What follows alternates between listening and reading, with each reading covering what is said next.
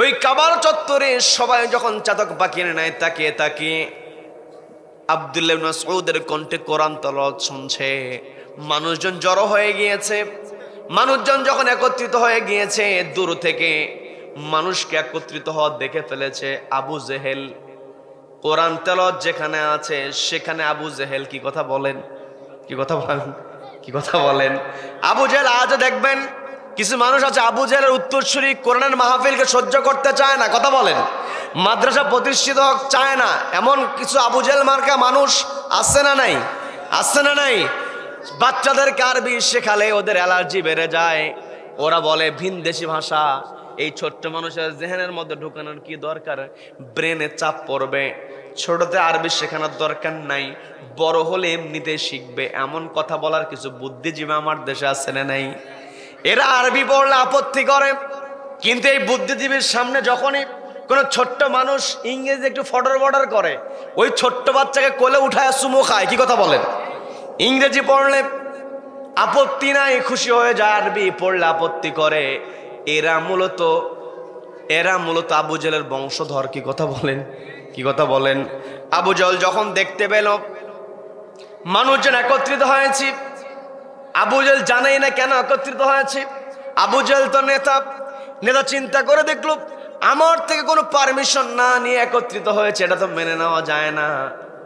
আবু জেহেল চিন্তা করলো আমি তো কোনো পারমিশন দেই নাই, আমার পারমিশন ছাড়া মানুষ কেন একত্রিত হলো, দেখো তো খোঁজ নিয়ে ওখানে কি হয়। আবু জেহেলকে জানানো হলো ওই জায়গাতে একটা ছোট্ট কিশোর ছেলে কি যেন আবৃত্তি করছে, সবাই চাতক পাখি তাকিয়ে তাকিয়ে শুনেছে। আমিও শুনেছি, অনেকটা ভালো লেগেছে, বলেন আল্লাহু আকবার। আবু জেহেল বলছে যে এই ছেলেটা কোরআন তেলাওয়াত করে না, যেই ছেলেটা আবৃত্তি করে, তখন তো কোরআন স্পষ্ট হয় নাই, যেই ছেলেটা আবৃত্তি করে পরিচয়টা কি? যখনই আবু জেহেল জিজ্ঞাসা করেছে পরিচয়টা কি, তখন পরিচয় দেওয়া হলো ওই ছেলের তো তেমন করে পরিচয় পাওয়া যায় না, তবে দিনের বেলা অনেক সময় আব্দুল্লাহর পুত্রের সঙ্গে দেখা যায়, বলেন আল্লাহু আকবার। আব্দুল্লাহর পুত্রের সঙ্গে যখন দেখা যায়, এই কথা জানার সঙ্গে সঙ্গে সবাই পড়ুন আউযু বিল্লাহি মিনাশ শাইতানির রাজিম, বিসমিল্লাহির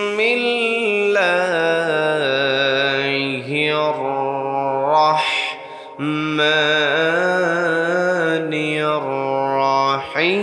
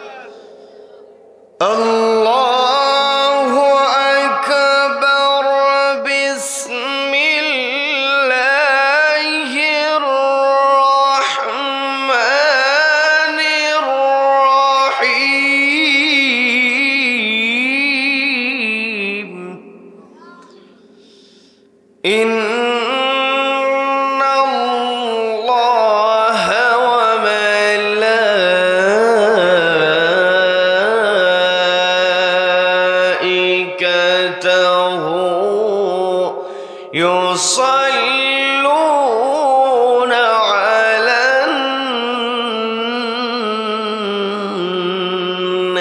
النبي يا أيها الذين آمنوا صلوا عليه وسلموا تسليما اللهم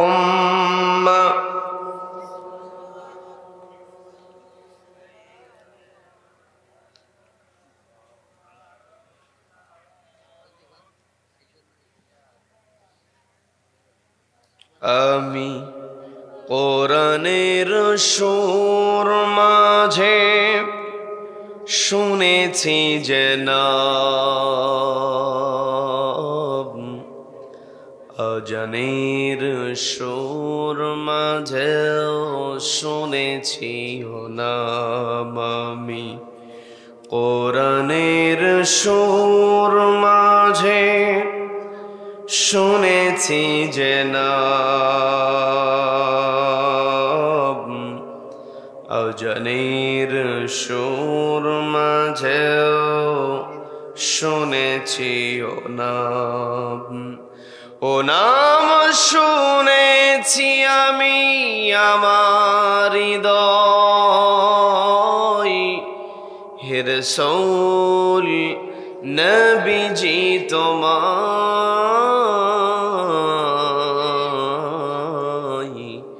হে রাসূল ভুলিনি তোমায়। আমরা কি রসুলকে ভুলেছি?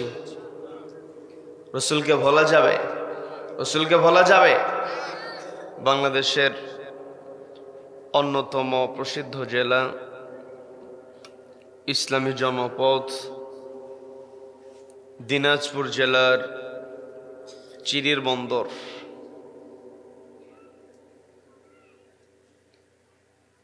নূরজাহান মহিলা হাফিজিয়া কওমি মাদ্রাসা এর শুভ উদ্বোধন উপলক্ষে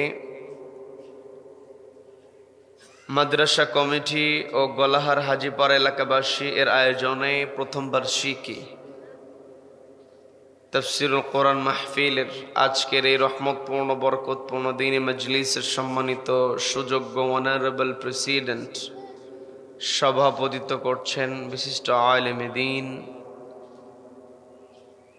গলাহার হাজীপাড়া জামে মসজিদের সম্মানিত সুযোগ্য খতিব শ্রদ্ধাভাজন হযরত মাওলানা মুহাম্মদ নূর ইসলাম সাহেব। সভাপতিত্ব করছেন জনাব মোহাম্মদ তোজাম্মেল হক সাহেব। আমার পূর্বে গুরুত্বপূর্ণ আলোচনা রেখেছেন বিশিষ্ট আলেমে দ্বীন, বিশিষ্ট ইসলামী চিন্তাবিদ, উদীয়মান তরুণ আলোচক জনাব মাওলানা মাসুম তারিফ হাফিজাহুল্লাহ। তার পূর্বে কথা বলেছেন শ্রদ্ধাভাজন আলেমে দ্বীন উস্তাদুল আসাতিজা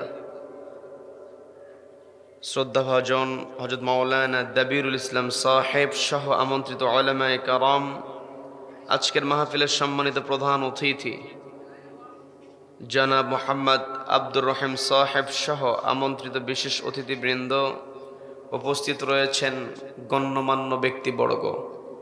বিশেষ করে আমার সামনে বসে আছেন অত্র এলাকার পার্শ্ববর্তী এলাকা হতে আগত কোরআন প্রেমিক, নবী প্রেমিক, তাওহীদ জনতা। পর্দার অন্তরাল থেকে শুনছেন আমার অত্যন্ত শ্রদ্ধেয় মা এবং বোনেরা। আলোচনার সূচনায় আমি আপনাদেরকে অভিনন্দন জানাচ্ছি, মোবারকবাদ জ্ঞাপন করছি। রব্বুল আলামিনের শেখানো ভাষায় বলছি আসসালামু আলাইকুম ওয়া রাহমাতুল্লাহি ওয়া বারাকাতুহু। সম্মানিত দ্বীনি ভাইয়েরা, আলোচনায় প্রবেশের পূর্বে আমি জানতে চাচ্ছি আপনারা সকলে কেমন আছেন? আমি কেমন আছি এটা কেউ জিজ্ঞাসা করলেন না। আমি কেমন আছি এটা জানলেন না তো, কেউ তো বললেন না হুজুর আপনি কেমন আছেন। রব্বুল আলামিন আমাকেও ভালো রেখেছেন, বলি আলহামদুলিল্লাহ। এই যে আমরা ভালো আছি, আমাদেরকে ভালো রাখার একমাত্র কেবলমাত্র কর্তৃত্ব কার হাতে? সবাই বলেন কার হাতে?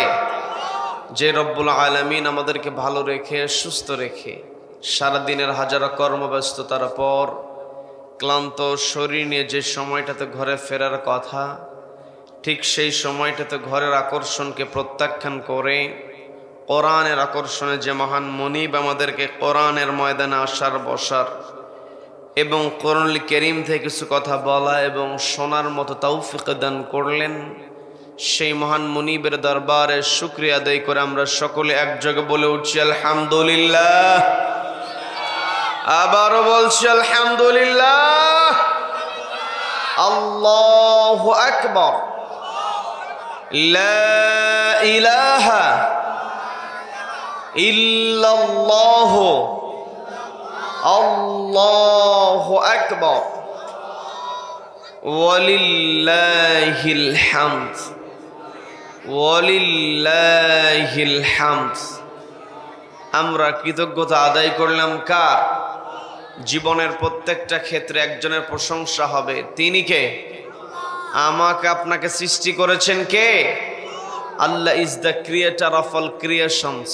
যত সৃষ্টি আছে সব সৃষ্টি আল্লাহ করেছেন। কাজেই এই পৃথিবীতে যদি প্রশংসা করতে হয়, প্রশংসা কেবল আল্লাহর করতে হবে। আল্লাহ ব্যতীত অন্য কেউ প্রশংসিত হতে পারে? None can be praised, only Allah will be praised. চিৎকার দিয়ে বলেন আল্লাহু আকবার। আল্লাহু আকবার। এই যে আমরা আল্লাহু আকবার বললাম, আল্লাহর বরত্বের ঘোষণা দিলাম। এই আল্লাহু আকবার স্লোগানের সঙ্গে, আল্লাহর এই বরত্বের ঘোষণার সঙ্গে আমার আপনার সম্পর্ক আছে না নেই? সম্মানিত দিনী ভাইরা, এই আল্লাহু আকবার স্লোগানের সঙ্গে আমার আপনার সম্পর্কটা কেমন একটু বোঝার চেষ্টা করবেন। এই পৃথিবীতে যেই দিন আমি আপনি আগমন করেছিলাম, আমি আপনি যখন পৃথিবীতে এসেছি, পরিবারের সকল সদস্য সেই দিন খুশি হয়েছিল। কি কথা বলেন? আমার কথা কি বুঝতে কষ্ট হচ্ছে আপনাদের? যে যখন কোন সন্তান মায়ের পেট থেকে পৃথিবীতে আগমন করে, ভাষানিটা একটু কমায় দেন তো, বেশি ভাষানো আছে, একটু হালকা কমায় দেন।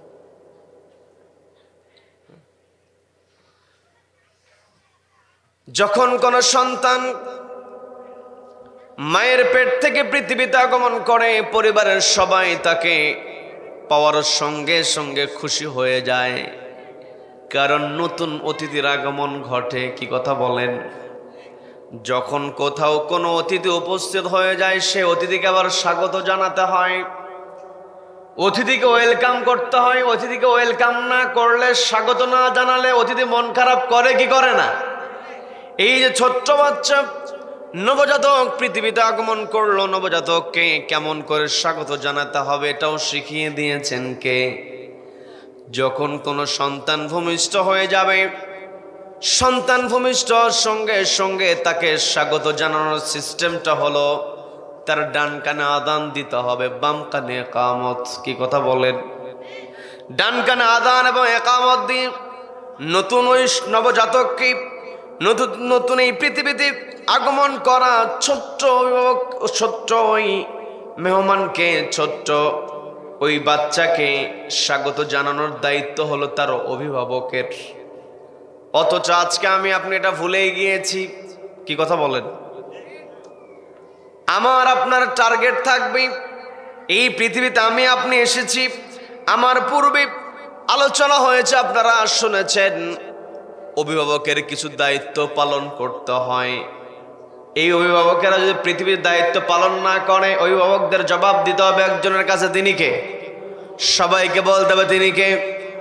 অভিভাবক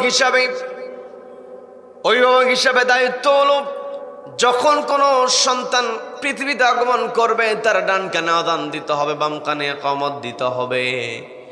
আবার দেখেন, যখন ডান কানে আযান এবং ইকামত দেওয়া হলো, আজান এবং ইকামতের মধ্যে আল্লাহু আকবার স্লোগান আছে না নেই? এই যে শিশু স্বাগত জানানো হলো আল্লাহু আকবার স্লোগান দিয়ে, যতদিন পর্যন্ত পৃথিবীতে বেঁচে থাকা হবে, নির্ধারিত হায়াত নিয়ে আমি আপনি পৃথিবীতে এসেছি। এই পৃথিবী ছেড়ে আমাকে আপনাকে চলে যেতে হবে। এই পৃথিবীতে আমরা কেউ কিন্তু থাকার জন্য আসি নাই, সবাইকে চলে যেতে হবে, এতে কোনো সন্দেহ আছে নাকি? আমার আপনার যাওয়ার সময় যখন হয়ে যাবে, মালাকুল মউত এসে আমার আপনার জানটা কবজ করে নেবে। এই পৃথিবীতে আমার আপনার মূল্য ততক্ষণ পর্যন্ত আছে যতক্ষণ পর্যন্ত আমার আপনার দেহে প্রাণ আছে।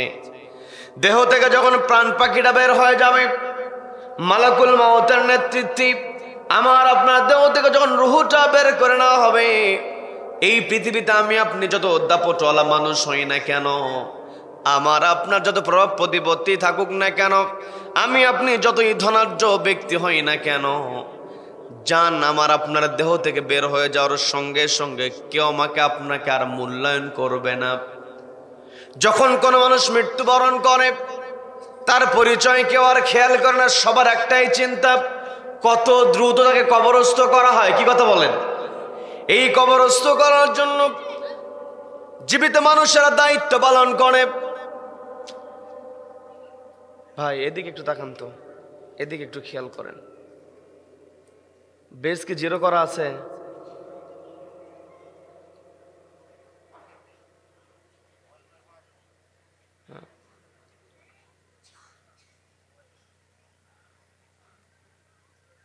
জীবিত মানুষের দায়িত্ব হলো কবর খনন করা।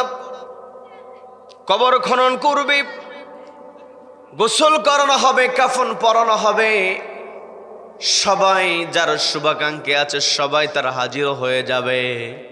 শুভাকাঙ্ক্ষীর একত্রিত হয়ে সমস্ত কিছু সম্পন্ন যখন হয়ে যায়, লাশটাকে যখন কবরে নামানো হবে, ওই কবরে নামানোর পূর্বে যারা জীবিত মানুষ তাদের দায়িত্ব হলো লাশটাকে সামনের কাতারে রেখে দিয়ে একটি দোয়ার নামাজ আদায় করা। সবাইকে বলতে হবে সে নামাজের নাম কি? সবাই একটু কষ্ট করে বলেন, নামাজের নাম কি? এই যে জানাজার নামাজ, এই জানাজার নামাজের মধ্যে আল্লাহু আকবার স্লোগান আছে না নাই? এই যে 4 বার আল্লাহু আকবার স্লোগান উচ্চারণ করা হয়, এর দ্বারা বোঝা যায় যেই দিন আমি আপনি পৃথিবীতে আগমন করেছি, আমাকে আপনাকে স্বাগত জানানো হয়েছে আল্লাহু আকবার স্লোগান দিয়ে। আবার আমি আপনি যেই দিন পৃথিবী ছেড়ে চলে যাব, আমাকে আপনাকে বিদায় দেওয়া হবে আল্লাহু আকবার স্লোগান দিয়ে। এর দ্বারা স্পষ্ট বোঝা যায় যতদিন পর্যন্ত আমি আপনি পৃথিবীতে বেঁচে থাকবো, আমার আপনার একটাই স্লোগান হবে, নারায়ে তাকবীর। এই আল্লাহু আকবার স্লোগানকে সামনে রেখে আমার আপনার জীবন যাপন করতে হবে। আমি আপনি যখন আল্লাহু আকবার স্লোগান দিয়ে জীবন যাপন করব, তখন আমাকে আপনাকে মেনে চলতে হবে একটি কিতাব। সবাইকে বলতে হবে সেই কিতাবের নাম কি? সবাই বলেন কিতাবের নাম কি? এই জাল কোরআন। এই কোরআন এমন একটি কিতাব, এই কোরআনের সংস্পর্শে, এই কোরআনের সংস্পর্শে আসা মাত্র সম্মান বেড়ে যায়। বলেন না সুবহানাল্লাহ। এই কোরআন এমন একটি কিতাব, এই কোরআন ঢেকে রাখার জন্য আমরা অনেক সময় কাপড়ের টুকরো দিয়ে কোরআনটাকে মুড়িয়ে রাখি, যেটাকে গিলাপ বলা হয়। এই গিলাপ যদি আমি আপনি কোন সময় আমার আপনার অজান্তে যদি পড়ে যায়, মাটিতে পড়ে থাকে, আমি আপনি দেখবেন সমস্ত কাজ ফেলে দিয়ে দৌড়ে ওই ছোট্ট কাপড়ের টুকরাটাকে মাটি থেকে উঠিয়ে চুমুখে বুকের মধ্যে জড়িয়ে ধরি। কি কথা বলেন? এই যে কোরআনের সঙ্গে সংস্পর্শে লাগার কারণে একেবারে সামান্য টুকরো কাপড় তার মর্যাদা বেড়ে যায়। আবার খেয়াল করে দেখবেন এই কোরআন যেই রিহালের মধ্যে রাখা হয়, কয় টাকাই বা লাগে প্লাস্টিকের একটা রিহাল কিনতে, কতটুকুই বা কাঠ লাগে একটা রিহাল বানাতে। ওই রিহালের সঙ্গে যদি কারো হাঁটু লেগে যায়, পা লেগে যায়, দেখবেন সঙ্গে সঙ্গে রিহালটাকে চুমু খায়। সম্মান আছে না নাই? খেয়াল করে দেখবেন ছোট্ট মানুষ 8 বছর 10 বছর বয়সে হাফেজ হয়ে যায়, আছে না নাই? পৃথিবীর একটাই কিতাব, যেই কিতাব মানুষ তার মস্তিষ্কের মধ্যে রাখতে পারে। বলেন আল্লাহু আকবার। এই কোরআন যে আল্লাহ রাব্বুল আলামিন আমার আপনার অর্থাৎ মানুষের মস্তিষ্কের মধ্যে সেভ করার ধরে রাখার যেই নিয়ামত আল্লাহ দিয়েছেন। আল্লাহর দয়া যদি না থাকতো, আল্লাহর রহমত যদি না থাকতো, এই কোরআন কেউ মুখস্থ করতে পারতো না। কথা বলেন ঠিক কিনা? এই কোরআন মুখস্থ করে 8-10 বছর বয়সী ছোট্ট বাচ্চা কোরআনের হাফেজ হওয়ার কারণে, খেয়াল করে দেখবেন 70 বছর 60 বছরের মুরব্বীও পর্যন্ত ওই ছোট্ট বাচ্চাকে আলাদা একটা সম্মান করে, যে হাফেজে কোরআন। কি কথা বলেন? এই যে হাফেজে কোরআনের মর্যাদা, এই হাফেজে কোরআন বয়স কম হলেও মর্যাদাবান হয়েছে। আবার নবীজি কোরআনের ব্যাপারে সুন্দর করে বললেন, মান জাআলাহু আমামাহু কাদাহু ইলাল জান্নাহ।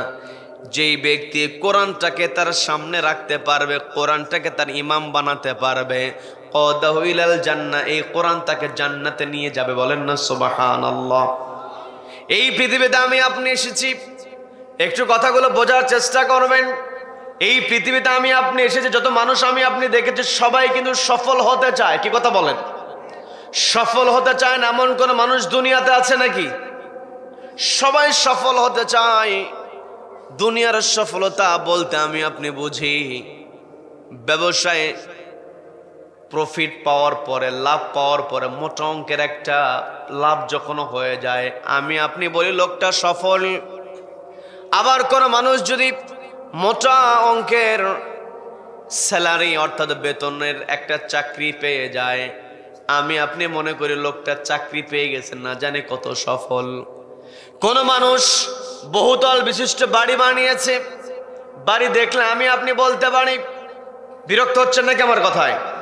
বাড়ি দেখলে মনে হয় লোকটা বিশাল বড় সফল, এত সুন্দর বাড়ি করেছে, সুন্দর গাড়ি কিনলে আমি আপনি বলি লোকটা কত সুন্দর গাড়ি কিনেছে, না জানি লোকটা কত সফল। যতই গাড়ি বাড়ি টাকা পয়সা অর্থ সম্পত্তি আমার আপনার থাকুক না কেন, যেই দিন আমি আপনি পৃথিবী ছেড়ে চলে যাব, আমার সঙ্গে কোনো সম্পত্তি যাবে না, কোনো সম্পদ যাবে না। কথা বলেন ঠিক কিনা? এর দ্বারা বোঝা যায় দুনিয়ার টাকা পয়সা গাড়ি বাড়ির মধ্যে কোনো সফলতা নাই। There is no success in money and wealth. টাকা পয়সা ধন সম্পত্তির মধ্যে কোনো সফলতা নাই। সফল যদি আমি আপনি হতে চাই, কোরআন সফল ব্যক্তির পরিচয় সুন্দর করে জানিয়ে দিচ্ছে, ফামান যুহযিহা আনিন নারি ওয়া উদখিলাল জান্নাতা ফাকাদ ফাজ।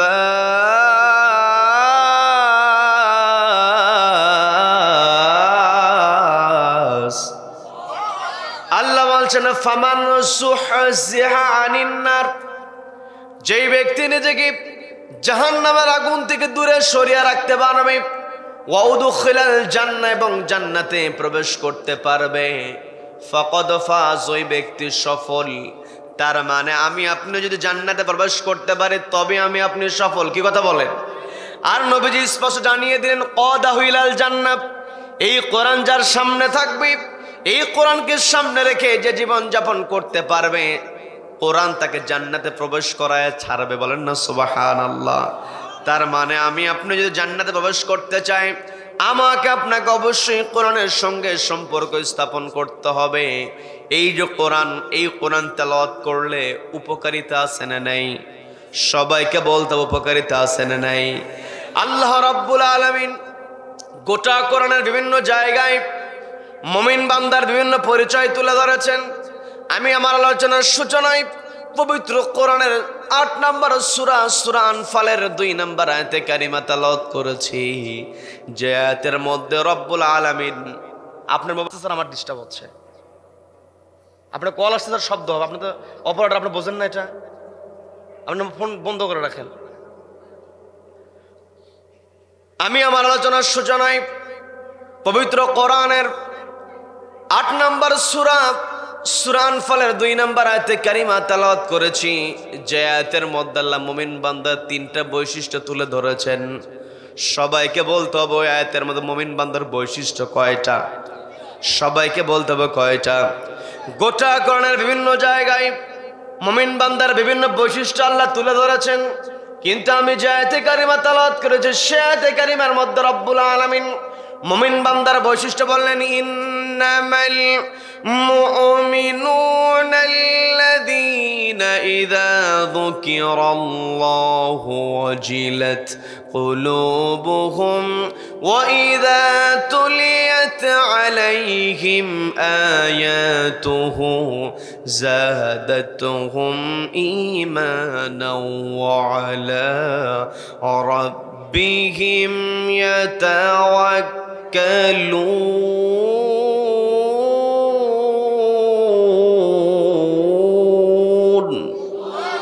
الله বলছেন ইন্নামাল মুমিনুন তারাই হলো মুমিন আল্লাযীনা ইযা যুকিরাল্লাহ যাদের সামনে আমি আল্লাহ আমার নাম উচ্চারিত হয় ওয়াজিলাত কুলুবুহুম অন্তরটা কেঁপে ওঠে কার ভয়ে সবাইকে বলতে হবে কার ভয়ে মুমিন বান্দার এক নাম্বার বৈশিষ্ট্য মুমিন বান্দা ভয় করবে কাকে এক নাম্বার বৈশিষ্ট্য মুমিন বান্দা আল্লাহকে ভয় করবে দ্বিতীয় নাম্বার বৈশিষ্ট্য যেটা আল্লাহ বলেন ওয়াইদা তুলিয়াত আলাইহিম যখন তাদের সামনে তেলাওয়াত করা হয় আয়াতুহু একটি কিতাবের আয়াত সবাইকে বলতে হবে সেই কিতাবের নাম কি সবাইকে বলতে হবে কিতাবের নাম কি যখন কোরআন আয়াত তেলাওয়াত করা হয় জাদাতহুম ঈমানা ঈমানটা বৃদ্ধি পেয়ে যায় বলেন না সুবহানাল্লাহ তার মানে আমি আপনি আমার আপনার ঈমানটাকে যদি বৃদ্ধি করতে চাই কোরআন তেলাওয়াতের দরকার আছে না নাই এই যে আজকে আমি আপনি যেই মাহফিলে বসেছি এই মাহফিলটা আয়োজন করা হয়েছে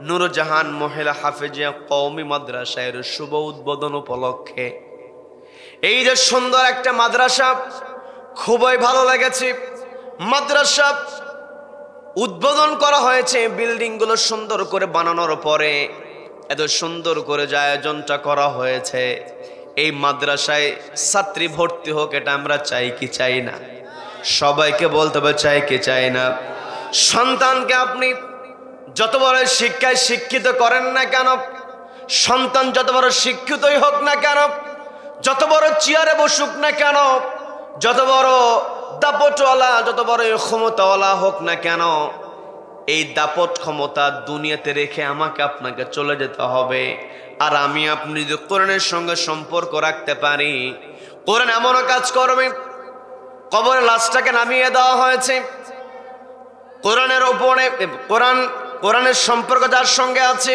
ওই ব্যক্তির সঙ্গে কোরআন এমন কাজ করবে লাশটাকে কবরের মধ্যে শোয়া দেওয়া হয়েছে ওই লাশের মাথার কাছে পাখি বসে থাকবে বলেন আল্লাহু আকবার বলেন আল্লাহু আকবার মুনকার নাকির প্রশ্ন করতে আসবে মুনকার নাকির প্রশ্ন যখন করবে পাখিকে যখন লক্ষ্য করবে পাখি মুনকার নাকিরকে বলবে এই বান্দাকে তুমি বিরক্ত করতে পারবে না তোমার যা বলা দরকার আমার সঙ্গে বলবেন আল্লাহু আকবার আমি কি বানিয়ে বলছি নাকি এই যে তখন মুনকার নাকির বলবে তুমি কি ওই পাখি জবাব দিয়ে বলবে আমি কোরআনের পক্ষ হয়ে এসেছি কারণ এই বান্দা দুনিয়াতে কোরআনের সঙ্গে সম্পর্ক রেখেছে এই বান্দার সওয়াল জবাবে সহযোগিতা করার জন্য আমি হাজির হয়েছি বলেন না সুবহানাল্লাহ আজকে আমি আপনি এই কোরআনের সঙ্গে সম্পর্ক রাখতে পারছি না এখানে আমার বাপজানেরা বসে আছেন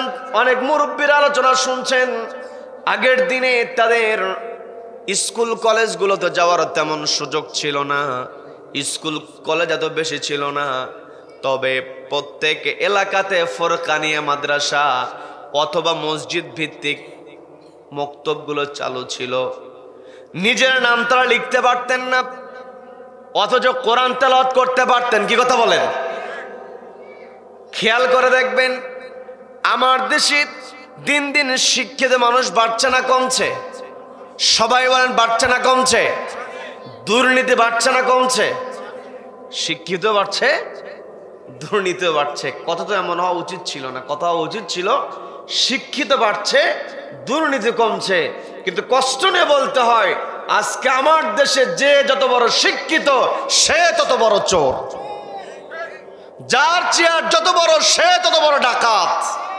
একটাই কারণ শিক্ষা ব্যবস্থায় একটি কিতাবের অভাব সেই কিতাবের নাম কি সবাইকে বলতে কিতাবের নাম কি সন্তানকে এত এত লেখাপড়া করানো হয় কিন্তু সন্তানের সম্পর্ক কোরআনের সঙ্গে দেওয়া হয় না আগের দিনে মুরব্বীরা নিজের নামটা লিখতে পারতেন না কিন্তু তারা কোরআন তেলাওয়াত করতেন। এখানে মুরব্বীরা আছেন, তারা একমত হবেন, প্রত্যেক বাড়ির জানালা দিয়া গুনগুন কোরআন তেলাওয়াতের আওয়াজ শোনা যেত ফজরের নামাজের পরে। কি মুরব্বী ঠিক আছে না? সন্ধ্যাবেলায় কোরআন তেলাওয়াত হতো। আজকের সমাজের মধ্যে কোরআন তেলাওয়াত নাই, মানুষের মধ্যে ঈমান নাই। কারণ আল্লাহ স্পষ্ট বললেন, ওয়াইদা তুলিয়াত আলাইহিম আয়াতুহু যাদাতহুম ঈমানা। ঈমানদার বান্দার বৈশিষ্ট্য হলো কোরআন তেলাওয়াত শুনবে, ঈমান বৃদ্ধি পাবে। বলেন না সুবহানাল্লাহ। আজকে কোরআন তেলাওয়াতের পরিবেশ নাই, ঈমান কেমনে চাঙ্গা হবে? কি কথা বলেন?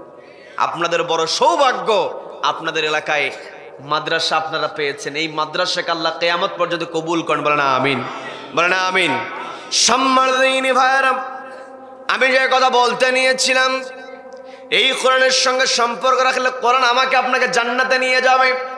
আর আমি আপনি সফলতার পরিচয় কোরআন থেকে যেটা বুঝতে পারলাম সেটা হলো ফামান যুহজিহা আনিন নার।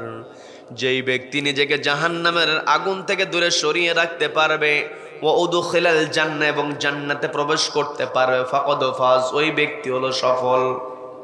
আমি আপনি যদি জান্নাতে প্রবেশ করতে চাই, আমাকে আপনাকে অবশ্যই ইমানদার হতে হবে। কি কথা বলেন? এই দুনিয়াতে সকল ধর্মের মানুষ বসবাস করবে। এই যে আপনাদের আশেপাশে আমাদের অনেক হিন্দু ভাইরা আছে যাদের কানে আমার মাইকের আওয়াজটা যাচ্ছে, অনেক হিন্দু ভাই বোনেরা আলোচনা শুনছে। কি কথা বলেন? কি কথা বলেন? এই দুনিয়াতে আমি আপনি সবাই আছি এখানে, কিন্তু জান্নাতে তারাই যাবে যারা বিশ্বাস স্থাপন করবে কার উপরে? সবাইকে বলতে হবে কার উপরে?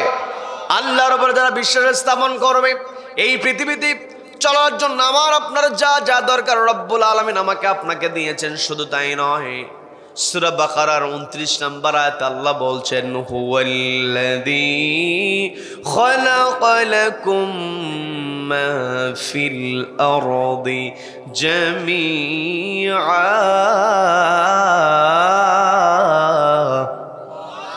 আল্লাহ বলছেন হুয়াল্লাযী, তিনি হলেন সেই মহান সত্তা, খালাকালাকুম, তোমাদের জন্য তৈরি করেছেন, মা ফিল আরদ, পৃথিবীতে যা আছে, জামিআ, তার সব কিছু।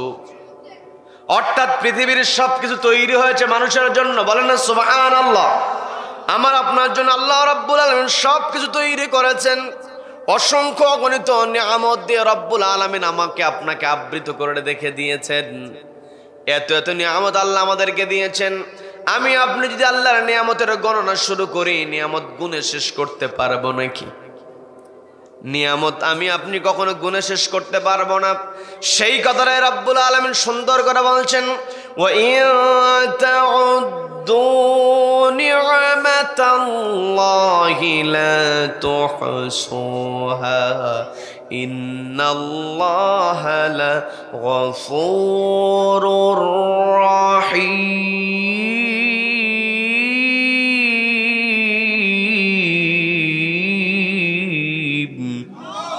আল্লাহ বলছেন, ওয়া ইন তাউদ্দু, আমার বান্দারা তোমরা যদি গণনা শুরু করে দাও, তোমরা যদি গুনতে আরম্ভ করে দাও, লা নি'মাতাল্লাহ, আমি আল্লাহ আমার নিয়ামত, লা তুহসুহা, এই নিয়ামতগুলো গুণে তোমরা কখনো শেষ করতে পারবে না। এত এত নিয়ামত আল্লাহ আমাকে আপনাকে দিয়েছেন। এই যে আমি আপনি এখানে বসে আছি, আমরা সবাই জীবিত মানুষ। কি কথা বলেন? আমাদের শ্বাস প্রশ্বাস চলছে। এই শ্বাস প্রশ্বাস যদি বন্ধ হয়ে যায়, আমি আপনি আর পৃথিবীতে থাকতে পারবো না, আমার আপনার মরণ হয়ে যাবে। এই শ্বাস প্রশ্বাসটা চলার জন্য আমার আপনার পরিবেশ থেকে যে উপাদানটা গ্রহণ করতে হয়, সেই উপাদানের নাম হলো অক্সিজেন। কি কথা বলেন? অক্সিজেন ছাড়া আমি আপনি বাঁচতে পারবো নাকি? আল্লাহর বড় একটা নিয়ামত হলো অক্সিজেন। আজকে বায়োলজিক্যাল সায়েন্স যেই তথ্যটা দিয়ে দিচ্ছে, একজন মানুষ বেঁচে থাকার জন্য প্রতি মিনিটে পরিবেশ থেকে 7 থেকে 8 লিটার অক্সিজেন গ্রহণ করে। বিরক্ত হচ্ছেন নাকি আমার কথায়? এই যে প্রতি মিনিটে পরিবেশ থেকে 7 থেকে 8 লিটার অক্সিজেন, যদি এটা হিসাব করা হয় 24 ঘন্টা একজন মানুষ বেঁচে থাকার জন্য 10,000 থেকে 11,500 লিটার অক্সিজেন গ্রহণ করে। বলেন না সুবহানাল্লাহ।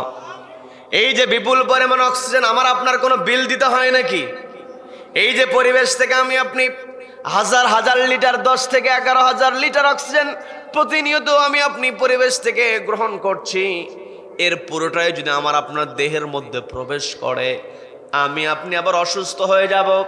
এই জন্য 10,000 11,000 লিটার অক্সিজেন থেকে রব্বুল আলামিন সাকন প্রণালীর মাধ্যমে মাত্র 500 লিটার অক্সিজেন সাকন করার পরে আমার আপনার দেহের মধ্যে ঢুকাইয়া দেন। বলেন না সুবহানাল্লাহ। এই যে সাকনার মাধ্যমে 500 লিটার অক্সিজেন সেকে বের হয় আমার আপনার দেহের মধ্যে ঢোকে, এই মেকানিজম আমার আপনার দেহের মধ্যে ঢুকিয়ে দিয়েছেন কে? সবাইকে বলতে হবে ঢুকিয়ে দিয়েছেন কে? এই যে আল্লাহ রাব্বুল আলামিন আমাকে আপনাকে এত নিয়ামত দিয়েছেন।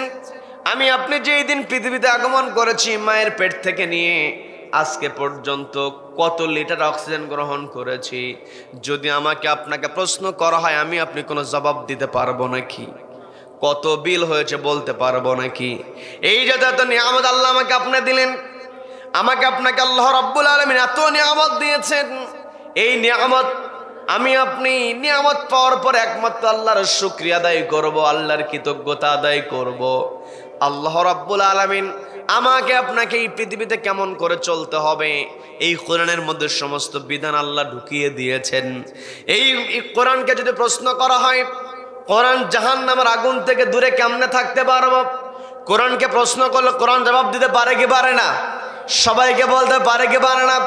পবিত্র কোরআনের 61 নম্বর সূরা সফর 10 নম্বর আয়াতে রব্বুল আলামিন ইমানদার বান্দাদেরকে ডাক দিয়ে বলছেন, ইয়া আইয়ুহাল্লাযীনা আমানু হাল আদুল্লুকুম আলা তিজারাতিন তুজিকুম মিন আযাবিন আলীম।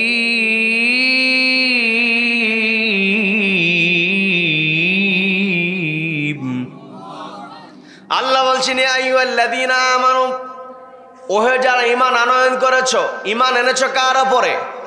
সবাইকে বলতে হবে কার উপরে?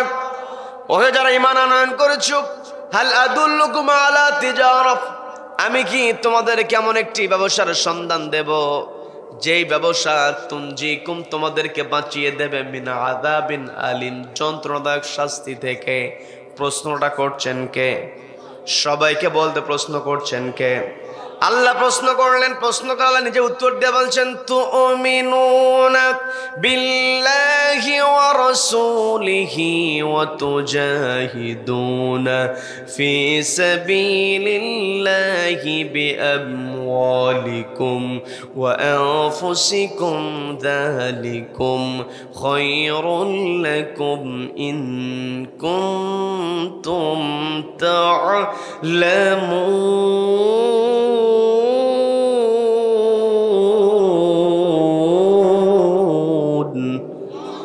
আল্লাহ বলছেন, ও আমার বান্দারা, আমি তোমাদেরকে যে ব্যবসার সন্ধান দেই সেই ব্যবসার 1 নম্বর হলো তুমিনুনা বিল্লাহি, ঈমান আনতে হবে কার উপরে? সবাইকে বলতে ঈমান আনতে হবে কার উপরে? ওয়া রাসূলিহি, রাসূলের প্রতি ঈমান আনতে হবে। আর আমি শুরুতে বলতে নিয়েছিলাম ঈমানদার বান্দার 1 নম্বর বৈশিষ্ট্য, ঈমানদার বান্দা ভয় করবে কাকে? আল্লাহকে ভয় করবে। 2 নম্বর বৈশিষ্ট্য আমি আপনি জানতে পেরেছি, ঈমানদার বান্দার সামনে যখন তুলিয়াত আলাইহিম আয়াতুহু, আল্লাহর আয়াত আল্লাহর কালাম তেলাওয়াত করা হবে, যাদাতুহুম ঈমানা, ঈমানটা বৃদ্ধি পেয়ে যাবে। 3 নম্বর বৈশিষ্ট্য আল্লাহ যারা বললেন ওয়া আলা রাব্বিহিম ইয়াতাওয়াক্কালুন, ঈমানদার বান্দা তাওয়াক্কুল করবে কার উপরে? সবাইকে বলতে হবে কার উপরে? এই পৃথিবীতে আমার আপনার অবস্থা যে অবস্থায় থাকুক না কেন, আমাকে আপনাকে ভরসা রাখতে হবে আল্লাহর উপরে, তাওয়াক্কুল করতে হবে আল্লাহর উপরে। কি কথা বলেন? আল্লাহর উপরে যার তাওয়াক্কুল আছে, দুনিয়ার কোনো কষ্ট, দুনিয়ার কোনো নির্যাতন, দুনিয়ার কোনো অভাব তাকে থামিয়ে রাখতে পারে না। কি কথা বলেন? এই পৃথিবীতে আল্লাহ রাব্বুল আলামিন আমাকে আপনাকে পাঠিয়েছেন। আমি আপনি যখন মায়ের পেটের মধ্যে ছিলাম কোনো কিছু আমি আপনি জানতাম না কি? কোনো কিছু আমি আপনি জানতাম না। পৃথিবীতে আগমন করেছি, ধীরে ধীরে আমার আপনার আকল বুদ্ধি বেড়েছে। কি কথা বলেন? ধীরে ধীরে আমার আপনার এই যে আকল বুদ্ধি আমার আপনার বাড়তেছে, এই আকলটাকে কাজে খাটাতে হবে। কাকে ভয় করে? সবাইকে বলতে হবে কাকে ভয় করে? আমার পর্দালের মা বোনেরা শুনছেন, কানটা একটু খাড়া করে শুনবেন। মা বোনদের দৃষ্টি আকর্ষণ করে বলছি, মা, আপনি আপনার সন্তানের জন্য কত কষ্ট সহ্য করেছেন। আপনার সন্তান পেটের মধ্যে যখন ছিল, আমরা যখন মায়ের পেটের মধ্যে ছিলাম, মাকে কত কষ্ট দিয়েছি। কি কথা বলেন? মাকে কত কষ্ট দিলাম। মা কষ্ট সহ্য করেছেন।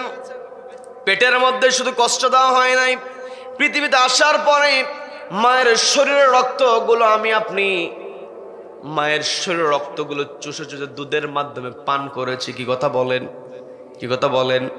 মা আপনাকে দৃষ্টি আকর্ষণ করার কারণটা হলো সন্তানের জন্য আপনি এত কষ্ট সহ্য করেছেন, এত কষ্ট আপনার হয়েছে, এত কষ্ট আপনি সহ্য করলেন। এই সন্তানের ব্যাপারে আপনাকে সচেতন হতে হবে। এই সন্তানকে অবশ্যই এমন করে গড়ে তুলতে হবে, সন্তান যেন ভয় করে কাকে? সবাইকে বলতে হবে ভয় করে কাকে? মা, আপনি যদি নামাজি হন, আপনার সন্তানও নামাজি হবে। আপনি যদি কোরআন তেলাওয়াত করেন, আপনার সন্তানও কোরআন তেলাওয়াত করবে। কি কথা বলেন? মা নামাজি হলে সন্তান অটোমেটিক নামাজ শিখে যায়। খেয়াল করে দেখবেন, মা যদি নামাজি হয়, মা ওযু বানিয়ে যায় নামাজ বিছিয়ে নামাজ আদায় করে। ওই মায়ের যদি 2.5 বছর 3 বছরের ছোট্ট বাচ্চা থাকে, প্রত্যেকদিন লক্ষ্য করে দেখে আমার মা নামাজ পড়ে, দেখে কি দেখে না? আমার মা নামাজ পড়ে। ছোট্ট মানুষ নামাজ কথাটা কোনো মতো উচ্চারণ করতে পারে, কিন্তু নামাজের কোনটা রুকু, কোনটা সেজদা, কোনটা বৈঠক, কোনটা কিয়াম ছোট্ট মানুষ বোঝে না। কিন্তু একটা বিষয় তার খুব ভালো লেগে যায়, সেটা হলো মা যখন নামাজে দাঁড়িয়ে কপালটা জমিনে ঠেকায় সেজদা দেয় কাকে? সবাইকে বলতে হবে সেজদা দেয় কাকে? আল্লাহকে সেজদা দেয়। দৃশ্যটা ছোট্ট মানুষের মনের মধ্যে এমন আকৃষ্ট হয়ে যায়, এমন আকর্ষণ তৈরি হয়ে যায়। মা ওযু বানিয়ে জায়নামাজ বিছিয়ে দিয়েছে, মা জায়নামাজে নামাজ আদায় করবে। ছোট্ট 2.5 বছরের 3 বছরের বাচ্চা কোনো দিন এমন কাণ্ড ঘটিয়ে ফেলে, মা জায়নামাজে দাঁড়াবে, মাকে সুযোগ না দিয়া 3 বছরের 4 বছরের ছোট্ট বাচ্চা ওই জায়নামাজে সেজদা শুরু করে দেয়। কি কথা বলেন? কি কথা বলেন? তার মানে মা যদি নামাজ না পড়ে, ওই 2.5 বছর 3 বছরের বাচ্চা সেজদা দেওয়া শিখতে পারবে নাকি? পারবে না। বাবা যদি নামাজ পড়ে, বাবা যখন মসজিদের দিকে যাবে, সন্তান বাবাকে দেখবে, বুঝতে পারবে এই পৃথিবীতে একজনকে ভয় করে নামাজ পড়তে হবে, তিনি কে? সবাইকে বলতে হবে তিনি কে? আমি আপনাদের যে কথাটা বোঝানোর চেষ্টা করছি, আমার আপনার অন্তরে থাকতে হবে একজনের ভয়, তিনি কে? সবাইকে বলতে হবে তিনি কে? আল্লাহর ভয় যার অন্তরে আছে সে সম্মানিত হয়। এই পৃথিবীর চেয়ার দিয়ে, টাকা দিয়ে, পয়সা দিয়ে, প্রভাব প্রতিপত্তি, মেধা দিয়ে, সুন্দর চেহারা দিয়ে কখনো সম্মানিত হওয়া যায় না।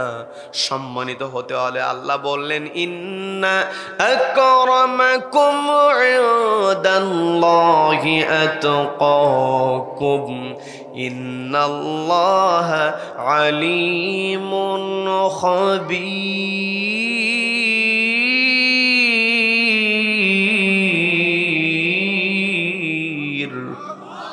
আল্লাহ বলছেন, ইন্না আকরামাকুম ইনদাল্লাহি আতকাকুম, ও আমার বান্দারা, তোমাদের মধ্যে তারাই আমার কাছে সম্মানিত, আতকাকুম, যাদের তাকওয়া যত বেশি। বলেন না সুবহানাল্লাহ। আমরা তাকওয়াবান হতে চাই কি চাই না? এই যে কোরআন আমরা সামনে নিয়ে বসেছি, এই কোরআনের সংস্পর্শে যার, এই কোরআনের সঙ্গে যার সম্পর্ক যেভাবেই হয়েছে, সম্মানিত হয়েছে। আজ আর কয়েকটা দিন পরে একটা মাস আমাদের মধ্যে আসতেছে, সে মাসের নাম কি? সবাই বলেন সে মাসের নাম কি? এই রমজান মাস, মাহে রমাদান আসছে। এই যে মাহে রমাদান আমাদের মাঝে উপস্থিত হয়ে যাচ্ছে, এই রমাদান মাস সম্মানিত হয়েছে একটি কিতাবের জন্য। বলতে হবে সেই কিতাবের নাম কি? সবাইকে বলতে হবে কিতাবের নাম কি? আবার রমাদান মাসের মধ্যে একটি রাত আছে, যেই রাতে সমস্ত কোরআন লৌহ মাহফুজ থেকে নবীজির সামনে উপস্থাপন করা হয়েছে, নবীজিকে শোনানো হয়েছে। এটার ব্যাখ্যায় বিভিন্ন কথা চলে আসে, আমি সেই দিকে যাব না।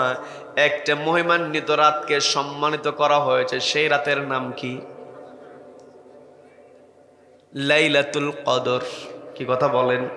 কি কথা বলেন? এই যে শবে কদর বলি আর লাইলাতুল কদর বলি আমরা, এই শবে কদর সম্মানিত হয়েছে 1000 মাসের চেয়ে উত্তম। বলেন না সুবহানাল্লাহ, বলেন সুবহানাল্লাহ। একটা রাত হাজার মাসের চাইতে উত্তম হয়েছে একটাই কারণ, একটি কিতাব, সেই কিতাবের নাম কি? তার মানে আমি আপনি আমার আপনার মর্যাদা যদি বাড়াতে চাই কোরআনের সঙ্গে সম্পর্ক রাখতে হবে। আমি যে কথা বোঝানোর চেষ্টা করছিলাম, সামনে যে মাসটা আমাদের মধ্যে আসতেছে এই রমজান মাস, এই রমজান মাসে কোরআন অবতীর্ণ হওয়ার কারণে রমজান মাসটা সম্মানিত হয়েছে। এখান থেকে আমাকে আপনাকে বুঝতে হবে, আমার আপনার মর্যাদা বাড়াতে হলে কোরআনের কাছে আসতে হবে। কারণ কোরআন আমার আপনার জন্য গাইডলাইন করে পাঠিয়ে দিয়েছেন কে? সবাইকে বলতে হবে গাইডলাইন করে পাঠিয়ে দিয়েছেন কে? এই কোরআনকে সামনে রেখে আমার আপনার জীবন যাপন করতে হবে। এই কোরআন আমি আপনি আজকে সহজে কোরআন তেলাওয়াত করতে পারছি। আজকে আমার আপনার সন্তানের কোরআন তেলাওয়াত শেখানোর কত সুবিধা আছে, আমি আপনি সুবিধা গ্রহণ করতে চাই না। সন্তানকে ইংরেজি পড়ানোর জন্য আমি আপনি কত পেরেশান, ফিজিক্স পড়ানোর জন্য, কেমিস্ট্রি পড়ানোর জন্য কত পেরেশান। হ্যাঁ, আপনি পড়াবেন, কারণ ফিজিক্স কেমিস্ট্রি এগুলো না পড়লে ডাক্তার ইঞ্জিনিয়ার হতে পারবে না। কি কথা বলেন? ডাক্তার ইঞ্জিনিয়ার দরকার আছে, অবশ্যই দরকার আছে। ডাক্তার ইঞ্জিনিয়ার আপনি আপনার মেয়েকে বানান, ডাক্তার বানান, আপনার ছেলেকে আপনি ইঞ্জিনিয়ার বানান, আপনার সন্তানকে আপনি এসপি বানান, ডিসি বানান, যেটাই বানান না কেন, তবে সবার আগে সন্তানকে শিখাতে হবে একজনের ভয়, তিনি কে? সবাইকে বলতে হবে তিনি কে? যেই সন্তানের মধ্যে কোরআন আছে, যেই সন্তানের মধ্যে আল্লাহর ভয় আছে, তার হয় সে প্রকৃত ডাক্তার হবে। ডাক্তার নামে কসাই সে হবে না। কি কথা বলেন? যেই সন্তানের মধ্যে আল্লাহর ভয় আছে, কোরআন আছে, যেই সন্তান আল্লাহর ভয় নিয়ে বড় হয়েছে, ওই সন্তান যখন ইঞ্জিনিয়ার হবে সে প্রকৃত ইঞ্জিনিয়ার হবে। রডের বদলে বাঁশ দেওয়া ইঞ্জিনিয়ার হবে না। কি কথা বলেন? আমার দেশে রডের বদলে বাঁশ দেয় বিল্ডিং করে এমন ইঞ্জিনিয়ার আছে না নাই? সবাইকে বলতে হবে আছে না নাই? এগুলোর বিরুদ্ধে আমার আপনার প্রতিবাদী হওয়ার দরকার আছে না নাই? সন্তানকে যদি আমি আপনি কোরআনের শিক্ষা দিতে পারি, ওই সন্তান ইউনিভার্সিটিকে গুন্ডামি করবে না, মারামারি করবে না। কি কথা বলেন? কি কথা বলেন? আজকে সন্তানকে আমি আপনি প্রকৃত শিক্ষা দিতে পারছি না। বাড়ির পাশে মাদ্রাসা আছে, মেয়েকে কি করে প্রাইভেট পড়ানোর জন্য দূরে হলেও গিয়ে প্রাইভেটে দিয়ে আসে। অথচ বাড়ির পাশে যে মাদ্রাসাটা আছে, সে মাদ্রাসা যে সকাল বিকেলে একটু কোরআন শেখাবে, নামাজ কেমন করে পড়তে হয়, অজু কেমন করে করতে হয়, কষ্ট নিয়ে বলতে হয়। ইউনিভার্সিটিতে পড়ে, অথচ অজু কেমন করে করতে হয় পারে না। আছে না নাই? আছে না নাই? সন্তান বড় অফিসার হয়েছে, ইউনিভার্সিটি থেকে সর্বোচ্চ ডিগ্রি নিয়েছে, অথচ সন্তান ঠিক মতো ফরজ গোসলের গুরুত্ব বোঝে না। কি কথা বলেন?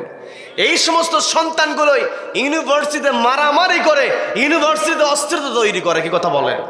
কষ্ট নিয়ে বলতে হয়। এই যে গতকালকের ঘটনা, আজকে ইউনিভার্সিটির ছাত্ররা যারা কলম নিয়ে লেখা, কলম দিয়ে লিখবে, যারা কলমের পরিবর্তে তারা হাতের মধ্যে অস্ত্র উঠাইছে। কি কথা বলেন? কি কথা বলেন? একটাই কারণ, প্রকৃত শিক্ষা। অবশ্যই আপনার সন্তানকে আপনি শিক্ষিত করবেন, কিন্তু সবার আগে সন্তানকে কোরআনের শিক্ষা দিতে হবে। আগের দিনে মানুষ লেখাপড়া, নিজের নাম ঠিক মতো লিখতে পারতো না, কোরআন তেলাওয়াত করতে পারতো। আগের দিনে মানুষ কোরআন শিখেছে, আল্লাহর ভয় অন্তরে ছিল, এই জন্য আগের দিনে অপরাধ কম ছিল। কি কথা বলেন? এখনকার দিনে সবাই জেনারেল শিক্ষা যেটা আছে সেটা শিক্ষিত হচ্ছে, লেখাপড়া করছে, কিন্তু মূল যে উৎস, the source of knowledge and science, এই কোরআনের মধ্যে জ্ঞান বিজ্ঞান ঢুকিয়ে দিয়েছেন কে? কে ঢুকিয়ে দিয়েছেন? এমন কোনো সেক্টর নাই যে সেক্টরের কথা আল্লাহ কোরআনের মধ্যে তুলে ধরেন নাই। বলেন না সুবহানাল্লাহ। এই কোরআন পড়া, কোরআন তেলাওয়াত আমার আপনার জন্য সহজ হয়েছে, কিন্তু এই কোরআন তেলাওয়াতটা এত সহজ ছিল না। নবীজির ওপরে যখন কোরআনটা অবতীর্ণ হয়েছে, নবীজি যখন কোরআন তেলাওয়াতের দাওয়াত যখন দিলেন, নবীজি শুরুর দিকে কিন্তু প্রকাশ্যে কোরআন তেলাওয়াত করতে পারতেন না। কি কথা বলেন? কি বিরক্ত হচ্ছেন আমার কথায়? বুঝতে কষ্ট হচ্ছে? আপনাদের মনে হয় কথা একটু কম বলেন নাকি? আপনারা রিপ্লাই কম দিচ্ছেন নাকি? কি আমি কি আপনাদেরকে আবার কষ্ট দিয়ে কথা বললাম নাকি? আচ্ছা আচ্ছা, অনেক সময় মনোযোগ সহকারে শুনতেছে। বলি আলহামদুলিল্লাহ, বলি আলহামদুলিল্লাহ। এই যে কোরআন নবীজির উপরে যখন অবতীর্ণ হয়েছে, শুরুর দিকে নবীজি প্রকাশ্যে কোরআন তেলাওয়াত করতে পারতেন না। নবীজিকে ওই পাহাড়ের পাদদেশে অথবা কোনো কোনো সাহাবীর ঘরের মধ্যে দরজা ছিটকি লাগিয়ে দিয়ে নবীজির কোরআন তেলাওয়াত করতে হয়েছে। নবীজির কণ্ঠে কোরআন তেলাওয়াত, আমরা ভাঙ্গা কণ্ঠে কোরআন তেলাওয়াত করলে ভালো লাগে, মানুষ খুশি হয়ে যায়। আর যার উপরে কোরআন অবতীর্ণ হয়েছে তিনি যখন তেলাওয়াত করেছেন, না জানি কত ভালো লেগেছে। কি কথা বলেন? নবীজি একদিন সাহাবীদেরকে নিয়ে কোরআন তেলাওয়াত করছেন, কোরআনের দার্স নবীজি দিচ্ছেন। এমত অবস্থায় 2-3 জন সাহাবী একটু কথা বলে ফেললো তাদের মধ্যে যে এত সুন্দর তেলাওয়াত, এত সুন্দর কথা, শ্রেষ্ঠ কথা, এই শ্রেষ্ঠ কথা, এই তেলাওয়াত আবৃত্তিগুলো যদি কাবার চত্বরে হতো কতই না ভালো লাগতো, সবাই শুনতে পারতো, বুঝতে পারতো। এই কথা 2-3 জন সাহাবী নিজেদের মধ্যে আলোচনা করেছেন। ফিসফিস করে বলল, নবীজির কান পর্যন্ত চলে গেছে। দেখবেন অনেক সময় ছাত্ররা ফিসফিস করে কথা বলে, স্যারের কানে কিন্তু কথা অনেক সময় চলে যায়। কি কথা বলেন? নবীজির কান পর্যন্ত যখন কথাটা চলে গেল, নবীজি বুঝতে পারলেন। নবীজি সাহাবীদেরকে ডাক দিয়ে বলছেন, তোমরা কোরআন তেলাওয়াতের দৃশ্য কাবার চত্বরে প্রকাশ্যে কোরআন তেলাওয়াত দেখলে তোমরা খুশি হবে, কাবার চত্বরে কোরআন তেলাওয়াত করা নিয়ে তোমরা আফসোস করছো। তোমরা কোরআন তেলাওয়াত কাবার চত্বর হলে তোমরা খুশি হবে, তবে তোমরা যতই খুশি হও না কেন, আমি একটা কথা বলি, যেই কোরআন আমার উপর অবতীর্ণ হয়েছে, আমার উপরে ওহী করে রব্বুল আলামিন আমাকে কোরআন দিয়েছে, এই কোরআন আমি তোমাদেরকে শোনাই। এই কোরআন আমার মাধ্যমে তোমরা জানতে পেরেছো। তোমরাই যদি কাবার চত্বরে কোরআন তেলাওয়াতের দৃশ্য দেখো তোমাদের ভালো লাগবে। আর আমি তোমাদেরকে বলি, যেই দিন কাবার চত্বরে আমি প্রকাশ্যে কোরআন তেলাওয়াত করতে দেখব, সেই দিন আমি সবচাইতে খুশি হয়ে যাব। বলেন না সুবহানাল্লাহ। আমি সেই দিন সবচাইতে বেশি খুশি হব, ওই দিনটার অপেক্ষায় আছি আমি। এই কাবার চত্বরে কোরআন তেলাওয়াতের দৃশ্য আমি দেখব, কিন্তু আমি কাকে কাবার চত্বরে কোরআন তেলাওয়াতের জন্য পাঠাবো? আমি অপেক্ষা করছি, দেখি তো কোনো সম্ভ্রান্ত মানুষ, ধনাঢ্য ব্যক্তি, প্রভাবশালী ব্যক্তি যদি আমার হাতে হাত রেখে ইসলাম কবুল করে, তাকে দিয়ে আমি কাবার চত্বরে কোরআন তেলাওয়াত করায় নেব। এর কারণটা হলো, যখন কোনো গরিব মানুষ সমাজের মধ্যে অপরাধ করে ফেলে, তার বিচার করার লোকের অভাব হয় না, যাই তাই বিচার করতে আসে। কি কথা বলেন? কি কথা বলেন? কিন্তু বড় লোক যদি অপরাধ করে ফেলে, প্রভাবশালী ব্যক্তি যদি অপরাধ করে, কেউ কিন্তু সহজে বিচারের কথা বলতে পারে না। কি কথা বলেন? নবীজি দেখলেন আমার সাহাবী, গরিব সাহাবী যারা ইসলাম কবুল করে, এদের ইসলাম কবুলের কথা জানার সঙ্গে সঙ্গে কাফের অত্যাচার করে, জুলুম করে, নির্যাতন করে। এই জন্য আমি গরিব কোন সাহাবীদেরকে দিয়ে কাবার চত্বর কোরআন তেলাওয়াত করায় নেব না। সম্ভ্রান্ত কোন মানুষ যদি আমার হাত রেখে ইসলাম কবুল করে, তাকে দিয়ে আমি কাবার চত্বরে কোরআন তেলাওয়াত করায় নেব। নবী যখন এই কথা বললেন, নবীজির সামনে বসা ছিলেন 12-13 বছর বয়সী একজন সাহাবী, নাম হল আব্দুল্লাহ ইবনে মাসউদ রাদিয়াল্লাহু তাআলা আনহু। আব্দুল্লাহ ইবনে মাসউদ রাদিয়াল্লাহু তাআলা তিনি দাঁড়িয়ে বলছেন, ইয়া রাসূলুল্লাহ, ইয়া হাবিবাল্লাহ, আপনি যে বললেন সম্ভ্রান্ত কোন মানুষকে দিয়ে আপনি কাবার চত্বরে কোরআন তেলাওয়াত করায় নেবেন, এটা কি শুধুমাত্র সম্ভ্রান্ত মানুষের জন্যই নির্দিষ্ট নাকি খাস নাকি? নবীজি বললেন, না, সবাই তো কাবার চত্বরে কোরআন তেলাওয়াত করতে পারবে।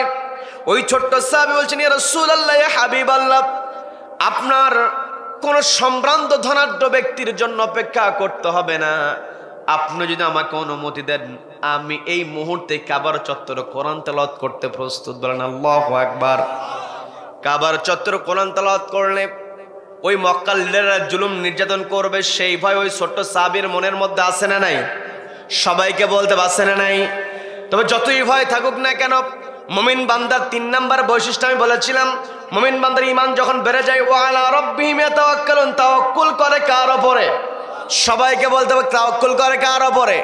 ছোট্ট সাহাবী তিনি ভালো করেই জানেন, আমি যদি কাবার চত্বরে কোরআন তেলাওয়াত করি আর কাফেররা যদি আমার উপরে খেপে যায়, রেগে যায়, আমাকে কষ্ট দেবেন, নির্যাতন করবে, কিন্তু তার ভরসা হলো দুনিয়ার কষ্ট কোনো কষ্ট নয়, চূড়ান্ত জায়গা হলো আখিরাতের জায়গা। কি কথা বলেন? কি কথা বলেন? দুনিয়ার কষ্ট আমি মেনে নিতে রাজি আছি, এই কথা চিন্তা করে আব্দুল্লাহ ইবনে মাসউদ রাদিয়াল্লাহু তাআলা নবীজির কাছে অনুমতি চেয়ে বলছেন, ইয়া রাসূলুল্লাহ, ইয়া হাবিবাল্লাহ, আপনি যদি আমাকে অনুমতি দেন, আমি এই মুহূর্তে দৌড়ে গিয়ে কাবার চত্বরে কোরআন তেলাওয়াত করতে প্রস্তুত। ছোট্ট সাহাবী, নবীজি বললেন, আব্দুল্লাহ রে, তোমার কোরআন তেলাওয়াত করার দরকার না, অপেক্ষা করার সময় আসবে। কি কথা বলেন? কথা বলেন। যতই নির্যাতন হোক না কেন, একটা সময় মাজলুমদেরকে আল্লাহ কবুল করে। কি কথা বলেন? জালিম যত বড় শক্তিশালী হোক না কেন, একটা সময় জালিমকে পালাতে হয়। কি কথা বলেন? চতুর্পাশে নিজের পছন্দের মানুষ, প্রশাসনের সব জায়গায় নিজের পছন্দের মানুষ, তারপরও পালাতে বাধ্য হয়। এমন পরিবেশ কিন্তু আমরা বাংলার জমিনেই দেখেছি। কি কথা বলেন? কি কথা বলেন? তার মানে যতই জুলুম নির্যাতন করা হোক না কেন, মাজলুমের বিজয় একজন নিশ্চিত করে দেবেন, তিনি কে? সবাইকে বলতে হবে তিনি কে? নবীজি বলছেন, আব্দুল্লাহ তোমার কাবার চত্বর আজকে তেলাওয়াত করার দরকার না, অপেক্ষা করো, বিজয় আমাদের আসবে, ধৈর্য ধরো। কাবার চত্বরে কোরআন তেলাওয়াতের দৃশ্য অবশ্যই আমরা দেখতে পাবো। কিন্তু আব্দুল্লাহ ইবনে মাসউদ, তার বয়স কম হলেও তিনি ছিলেন চৌকস মানুষ, তার চিন্তা চেতনা বড় মানুষের মতোই ছিল। তিনি চিন্তা করে দেখলেন, নবীজি বলেছেন কাবার চত্বরে কোরআন তেলাওয়াতের দৃশ্য যেই দিন তিনি দেখবেন তিনি খুশি হয়ে যাবেন। আজকে তো একটা সুযোগ এসেছে, যে কোনো মূল্যে নবীজিকে যদি কোরআন তেলাওয়াত কাবার চত্বরে শোনাতে পারি, নবীজি খুশি হয়ে যাবে। আর নবীজি খুশি হয়ে গেলেন, খুশি হয়ে যাবেন কে? সবাইকে বলতে হবে খুশি হয়ে যাবেন কে? আল্লাহকে খুশি করার উদ্দেশ্যে, নবীজিকে খুশি করার উদ্দেশ্যে আব্দুল্লাহ ইবনে মাসউদ নবীজির কাছে আবার বলছেন, ইয়া রাসূলুল্লাহ, ইয়া হাবিবাল্লাহ, আপনাকে অনুমতি দিতেই হবে, আমি আজকে কোরআন তেলাওয়াত করবই। বলেন আল্লাহু আকবার। নবীজি নিষেধ করেন, ওই ছোট্ট সাহাবী আবার অনুমতি চান। খেয়াল করে দেখবেন, যারা দয়ালু মানুষ হয়, বারবার যখন আপনি রিকোয়েস্ট করবেন, অনুরোধ করতে করতে একটা সময়, শুরুতে যতই না করুক না কেন, একটা পর্যায়ে কিন্তু রাজি হয়ে যায়। কি কথা বলেন? নবীজির মনের মধ্যে দয়া আছে না নাই? নবীজির পরে আল্লাহ বলছেন, ওয়ামা আরসালনাকা ইল্লা রাহমাতাল লিল আলামিন।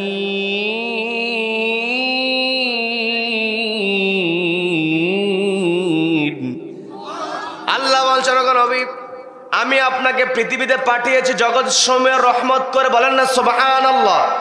নবীজি হলেন রাহমাতুল লিল আলামিন, আল্লাহ হলেন রব্বুল আলামিন, আল্লাহ হলেন রব, নবী হলেন রহমত। বলেন না সুবহানাল্লাহ। আল্লাহ হলেন জগতের সমূহের প্রতিপালক, আর আমার আপনার নবীজি হলেন জগতের সমূহের জন্য রহমত। বলেন না সুবহানাল্লাহ। রহমতের নবী, দয়ার নবী, মায়ের নবী। তাকে যখন বারবার ওই 12-13 বছর বয়স আব্দুল্লাহ ইবনে মাসউদ রাদিয়াল্লাহু তাআলা আনহু বারবার গিয়ে বলছেন, ইয়া রাসূলুল্লাহ, ইয়া হাবিবাল্লাহ, অনুমতি দেন, আমি কাবার চত্বরে যাব, কোরআন তেলাওয়াত করব। একটা পর্যায়ে নবীজি মনটা নরম করে বললেন, ঠিক আছে তোমাকে অনুমতি দিলাম, তবে সাবধানে তেলাওয়াত করিও। ছোট্ট সাহাবী খুশি হয়েছেন, দৌড়ে চলে গেছেন কাবার চত্বরে। কাবার চত্বরে গিয়ে তিনি শুরু করে দিয়েছেন, আর রহমান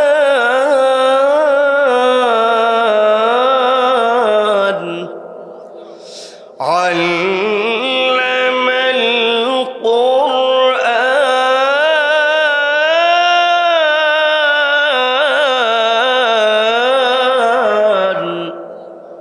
খালাকাল ইনসান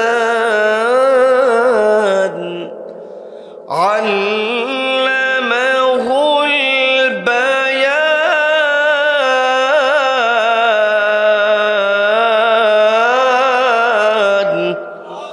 কাবার চত্বরে ছোট্ট সাহাবী যখন সূরা রহমান থেকে তেলাওয়াত শুরু করেছেন, সূরা রহমানের মধ্যে আকর্ষণ আছে না নাই? সবাইকে বলতে আকর্ষণ আছে না নাই? কোরআন এমন একটি কিতাব, যেই কিতাব শুনলে বারবার শুনতেই মন চায়। এই কোরআন কখনো পুরান হয় না। বলেন আল্লাহু আকবার। এই পৃথিবীতে আমি আপনি কত শিল্পী দেখেছি, শিল্পী একটা গান যখন হিট হয়ে যায়, বর্তমান সময় তো বলা হয় ভাইরাল। কি কথা বলেন? কি কথা বলেন? অনলাইনে যেই গানটা ভাইরাল হয়ে যায়, একটা গানের দ্বারা একটা শিল্পী গোটা দেশের মধ্যে পরিচিত হয়ে যায়। আগের দিনে কিন্তু ভাইরাল শব্দ ছিল না। এখানে মুরব্বীরা বসে আছেন, শিল্পী বছরে বছরে ক্যাসেট বের করত, একটা গান হিট হয়ে যেত। কি মুরব্বী এটা বলতো না যে গানটা কি হয়ে গেছে? আমার কথা কি বিরক্ত হচ্ছেন আপনারা? বলতো যে হিট হয়ে গেছে। যেই শিল্পী একটা গান গেয়ে তার ক্যারিয়ারটাকে একেবারে উচ্চাঙ্গে নিয়ে গিয়েছে, একটা গানের কারণে গোটা দেশের মধ্যে পরিচিতি লাভ করেছে। দেখবেন আগের দিনে, আজ থেকে 10-15 বছর পূর্বেই ওই এলাকায় মোড়ে মোড়ে যখন গানগুলো বাজানো হতো, একটা গান দেশের যেখানেই যাবেন শুধু একটা গানই বাজে। কি কথা বলেন? এই গানটা শুনতে শুনতে মানুষ 1 মাস, সর্বোচ্চ 1 মাস 1.5 মাস, এরপরে মানুষের আর ভালো লাগে না। যেই শিল্পী গান গেয়ে যেই গানের দ্বারা সে পরিচিত হয়ে যায়, সুপার হিট হয়ে যায়, ওই শিল্পীও পর্যন্ত একটা গান বারবার গাইতে গাইতে শিল্পীর কাছে আর ভালো লাগে না, সেও বিরক্ত হয়ে যায়। কি কথা বলেন? কোনো মানুষ একটাই গান বারবার শোনে, পাশের মানুষ বিরক্ত হয়ে বলে, আরে কি পাইছিস, একটা গান সারাক্ষণ শুনিস, আর একবার যদি এই গান শুনতে দেখি তোর ক্যাসেট আসার দিয়ে ভেঙে ফেলবো। কি কথা বলেন? কি কথা বলেন? দেখেন, একটা গান যেই গানের কারণে এত বিপ্লব, এত পরিচিতি, ওই গান শুনতে শুনতে মানুষের মধ্যে বিরক্তি ভাব চলে আসে। আর এই যে কোরআন আমি আপনি সামনে নিয়ে বসেছি, এই কোরআন তেলাওয়াত যদি আমি আপনি হিসাব করি, প্রত্যেক দিন আমাকে আপনাকে ফরজ নামাজ পড়তে হয় 17 রাকাত। সবাইকে বলতে হবে ফরজ নামাজ কত রাকাত পড়তে হয়? মা বোনেরা একটু কানটা খাড়া করে বোঝার চেষ্টা করবেন। আজকে এই কথাটা আপনার জীবনের জন্য পরিবর্তনের কারণও হতে পারে। এই যে 17 রাকাত আমি আপনি ফরজ নামাজ পড়ি, এই 17 রাকাত নামাজ পড়তে সূরা ফাতিহার 17 বার তেলাওয়াত আছে না নাই? আছে না নাই? এর সঙ্গে যদি আমি আপনি সুন্নাত নামাজ যুক্ত করে দেই 17 দুগুণে 34, এর সঙ্গে যদি আরো নফল নামাজগুলো যুক্ত করা হয়, তাহলে দৈনিক একজন মানুষ 40 থেকে 50 রাকাত নামাজ আদায় করে। 40 থেকে 50 রাকাত নামাজ পড়া মানে 40 থেকে 50 বার সূরা ফাতিহার তেলাওয়াত।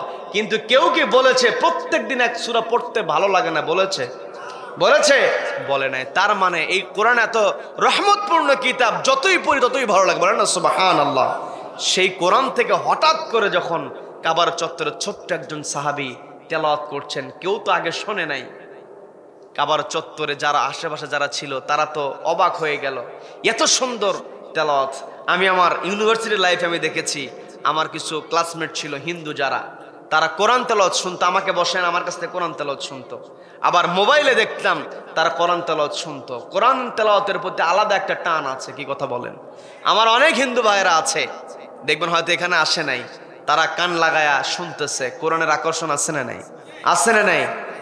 এই যে দেখেন, সবার একটা ত্রাণ থাকে, সেখানে হঠাৎ করে যখন ওই কাবার চত্বরে ঘোরাফেরা করা মানুষগুলো শুনতে পাইল, নবী যদি আব্দুল্লাহ ইবনে মাসউদের কথা বলেছেন, তোমরা যদি কোরআন কেমনে করে অবতীর্ণ হয় এর স্বাদ যদি নিতে চাও, আব্দুল্লাহ ইবনে মাসউদের তেলাওয়াত শোনো। বলেন না সুবহানাল্লাহ।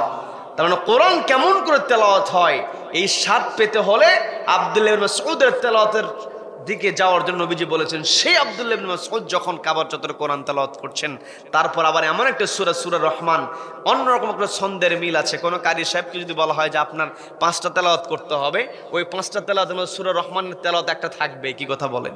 কি কথা বলেন? সূরা রহমান থেকে যখন তেলাওয়াত হচ্ছে, সবাই সবার কাজ ছেড়ে দিয়ে চাতক পাখির ন্যায় তাকিয়ে তাকিয়ে আব্দুল্লাহ ইবনে মাসউদের কোরআন তেলাওয়াত শুনছে। বলেন না সুবহানাল্লাহ।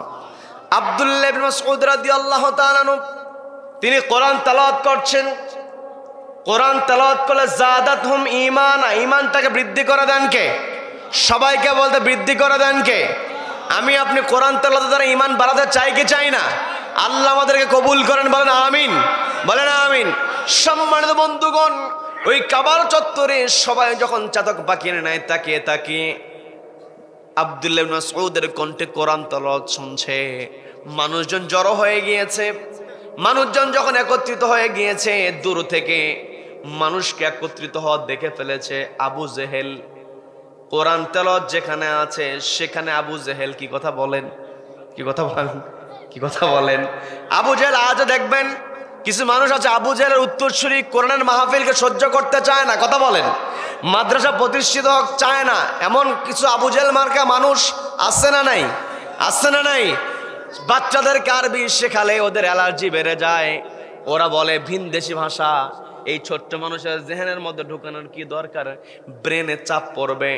ছোটতে আরবি শেখানোর দরকার নাই, বড় হলে এমনিতে শিখবে। এমন কথা বলার কিছু বুদ্ধিজীবী আমার দেশে আছে না নাই?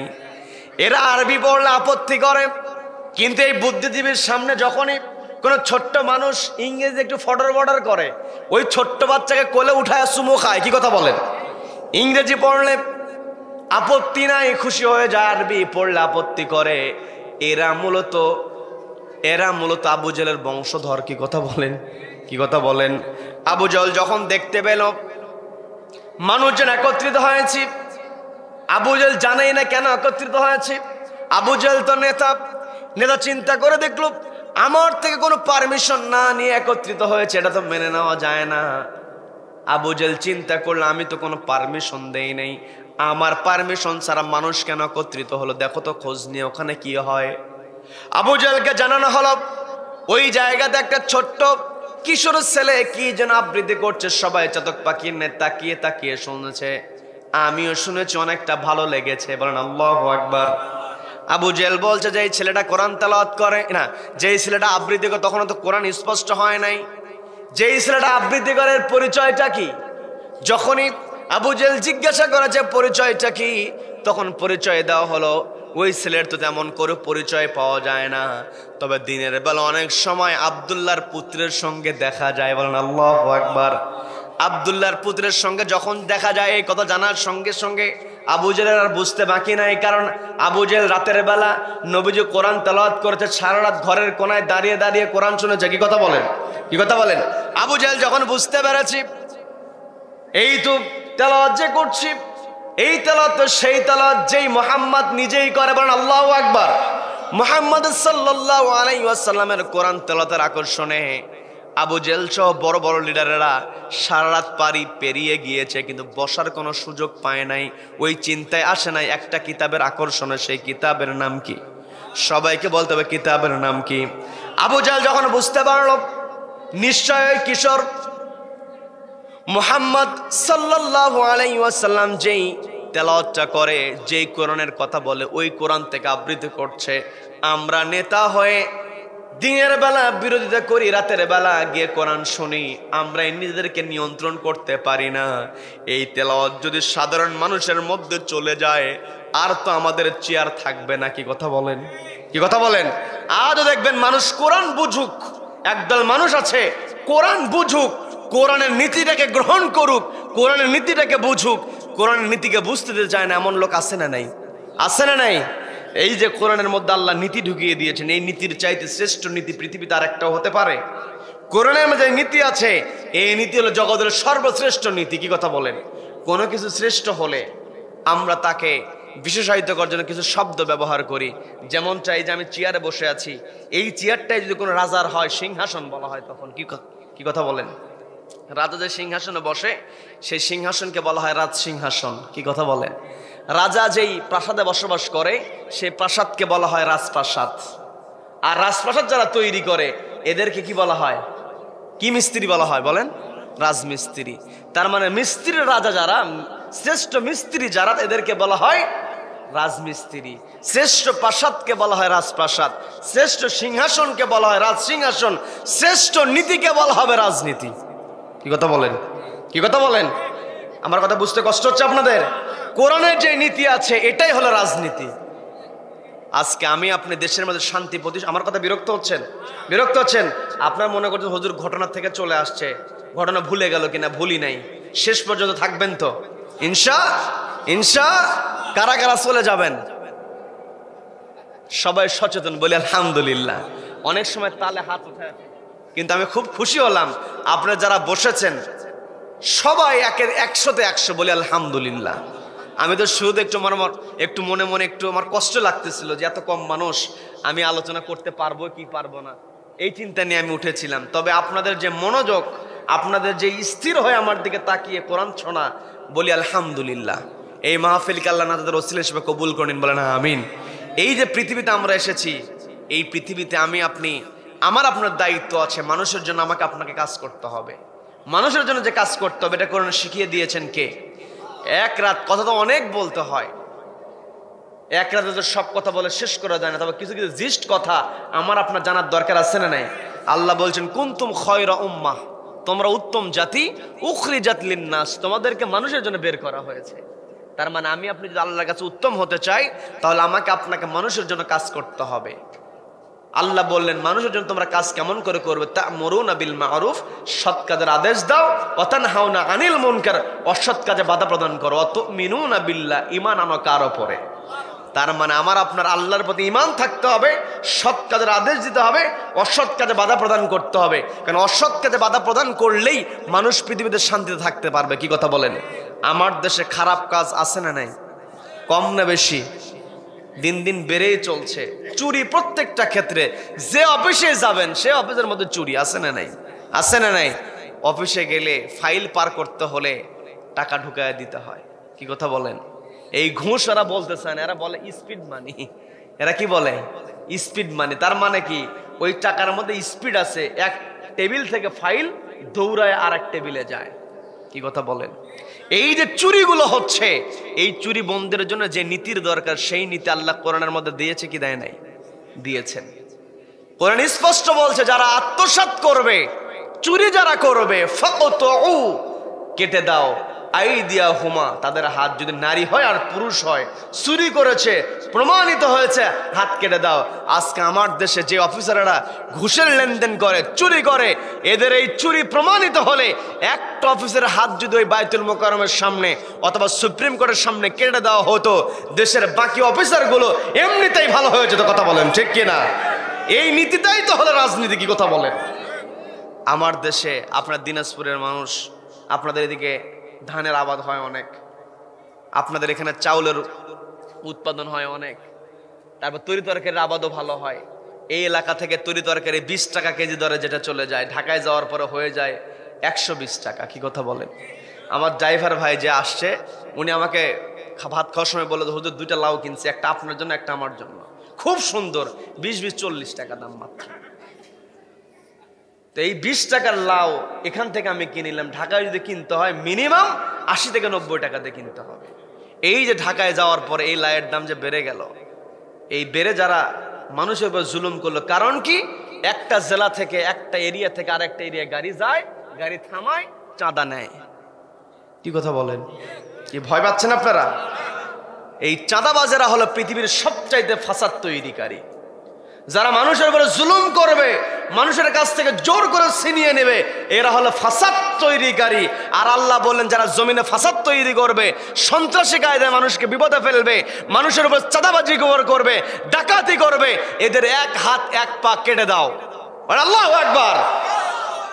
এক হাত এক পা। এই সূরা মায়েদার মধ্যে আল্লাহ স্পষ্ট বলেছেন, এই নীতি কোরআনে ঢুকিয়ে দিয়েছেন কে? এই নীতির নামই হলো রাজনীতি।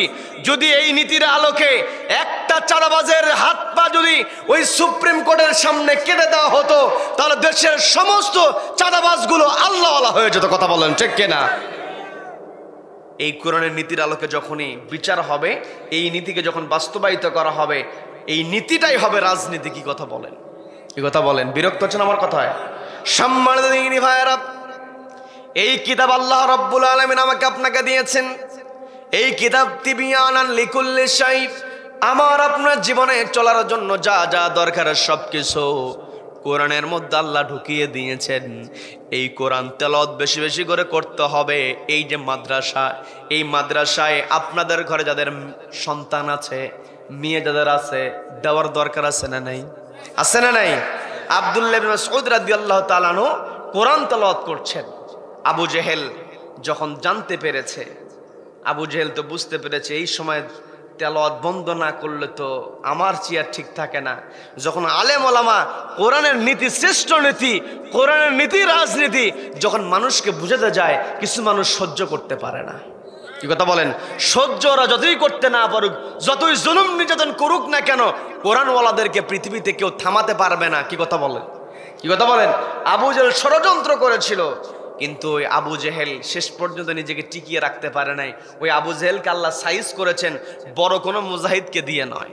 বদরের প্রান্তরে আল্লাহ তো চাইলে বড় কোনো মুজাহিদকে দিয়ে ওই আবু জেহেলকে শায়েস্তা করাতে পারতেন, কিন্তু আবু জেহেলকে আল্লাহ শায়েস্তা করালেন ছোট্ট দুইজন বালক, মুআজ এবং মুআওয়াজ, ছোট্ট মানুষ। আল্লাহ ছোট্ট মানুষদেরকে দিয়ে শায়েস্তা করেছেন। এই জন্য ওই ছোট্ট দুইজন বালককে দিয়ে সাইজ করে আমাদেরকে বোঝানোর চেষ্টা করেছেন, যত বড় জালিম হোক না কেন, ওই জালিমকে পরাস্ত করতে আমার বড় কোনো শক্তির প্রয়োজন হয় না। বলেন আল্লাহু আকবার। এই বাংলার জমিনে কোরআনের মাহফিল অনুমতি দেয় নাই। লেডি ফেরাউন ছিল, লেডি আবু জেহেল ছিল। কি কথা বলেন? কি কথা বলেন? এও পালাতে বাধ্য হয়েছে। বড় কোনো দলকে সামনের কাতারে যেতে হয় নাই, অস্ত্রধারী কোনো ইউনিটকে সামনের কাতারে যেতে হয় নাই। তাকে আল্লাহ এমন করে সামনের কাতারে দিয়েছেন, পালাতে বাধ্য হয়েছে। কি কথা বলেন? কাজে এই কোরআন যাদের কাছে আছে, দিন শেষে তাদেরই বিজয় হবে। আমরা তাওয়াক্কুল করব কার ওপরে? কার ওপরে? এই যে কোরআনের প্রসার যদি আমি আপনি করতে চাই, প্রচার প্রসার, কোরআনের এই আলোটাকে যদি আমি আপনি ছড়িয়ে দিতে চাই, তাহলে আমাকে আপনাকে আপনার ঘরে যে সন্তানগুলো আছে, যে আমার ছেলে যদি হয়, আপনার ছেলে যদি হয়, আপনি মাদ্রাসায় পাঠিয়ে দেন। আপনার মেয়ে আছে, মা আপনাকে দৃষ্টি আকর্ষণ করে বলছি, আপনার মেয়ে আছে, আপনার ছেলে আছে, আপনি যদি মনে করেন যে আমার সন্তানকে ডাক্তার ইঞ্জিনিয়ার বানাবো, কোনো সমস্যা, আপনি বানাবেন, আপনি পড়াবেন, কোনো সমস্যা নাই। তবে আপনার সন্তানকে বাড়ির পাশে যে কওমি মাদ্রাসা আছে, সেখানে আপনি গিয়ে আপনার সন্তানকে ভর্তি করা দিয়া সন্তানের অন্তরে আল্লাহর ভয়টা আপনি ঢুকাইয়া দেন। এরপরে সন্তানকে আপনি যেখানে খুশি সেখানে নিয়ে যান। কি কথা বলেন, কি কথা বলেন? আব্দুল্লাহ ইবনে মাসউদ রাদিয়াল্লাহু তাআলা আনহু তিনি যখন তেলাওয়াত করছেন, আবু জাহেল তো চিন্তা করছে এই সময় তেলাওয়াত বন্ধ না করলে তো উপায় নাই।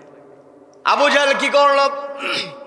তার যে সাঙ্গপাঙ্গ যারা ছিল, সেলা চামুন্ডা আছে, আজও দেখবেন আবু জেহেল মার্কা নেতা যারা হয়, পিছনে শুধু সাঙ্গপাঙ্গ আছে না নাই, আছে না নাই?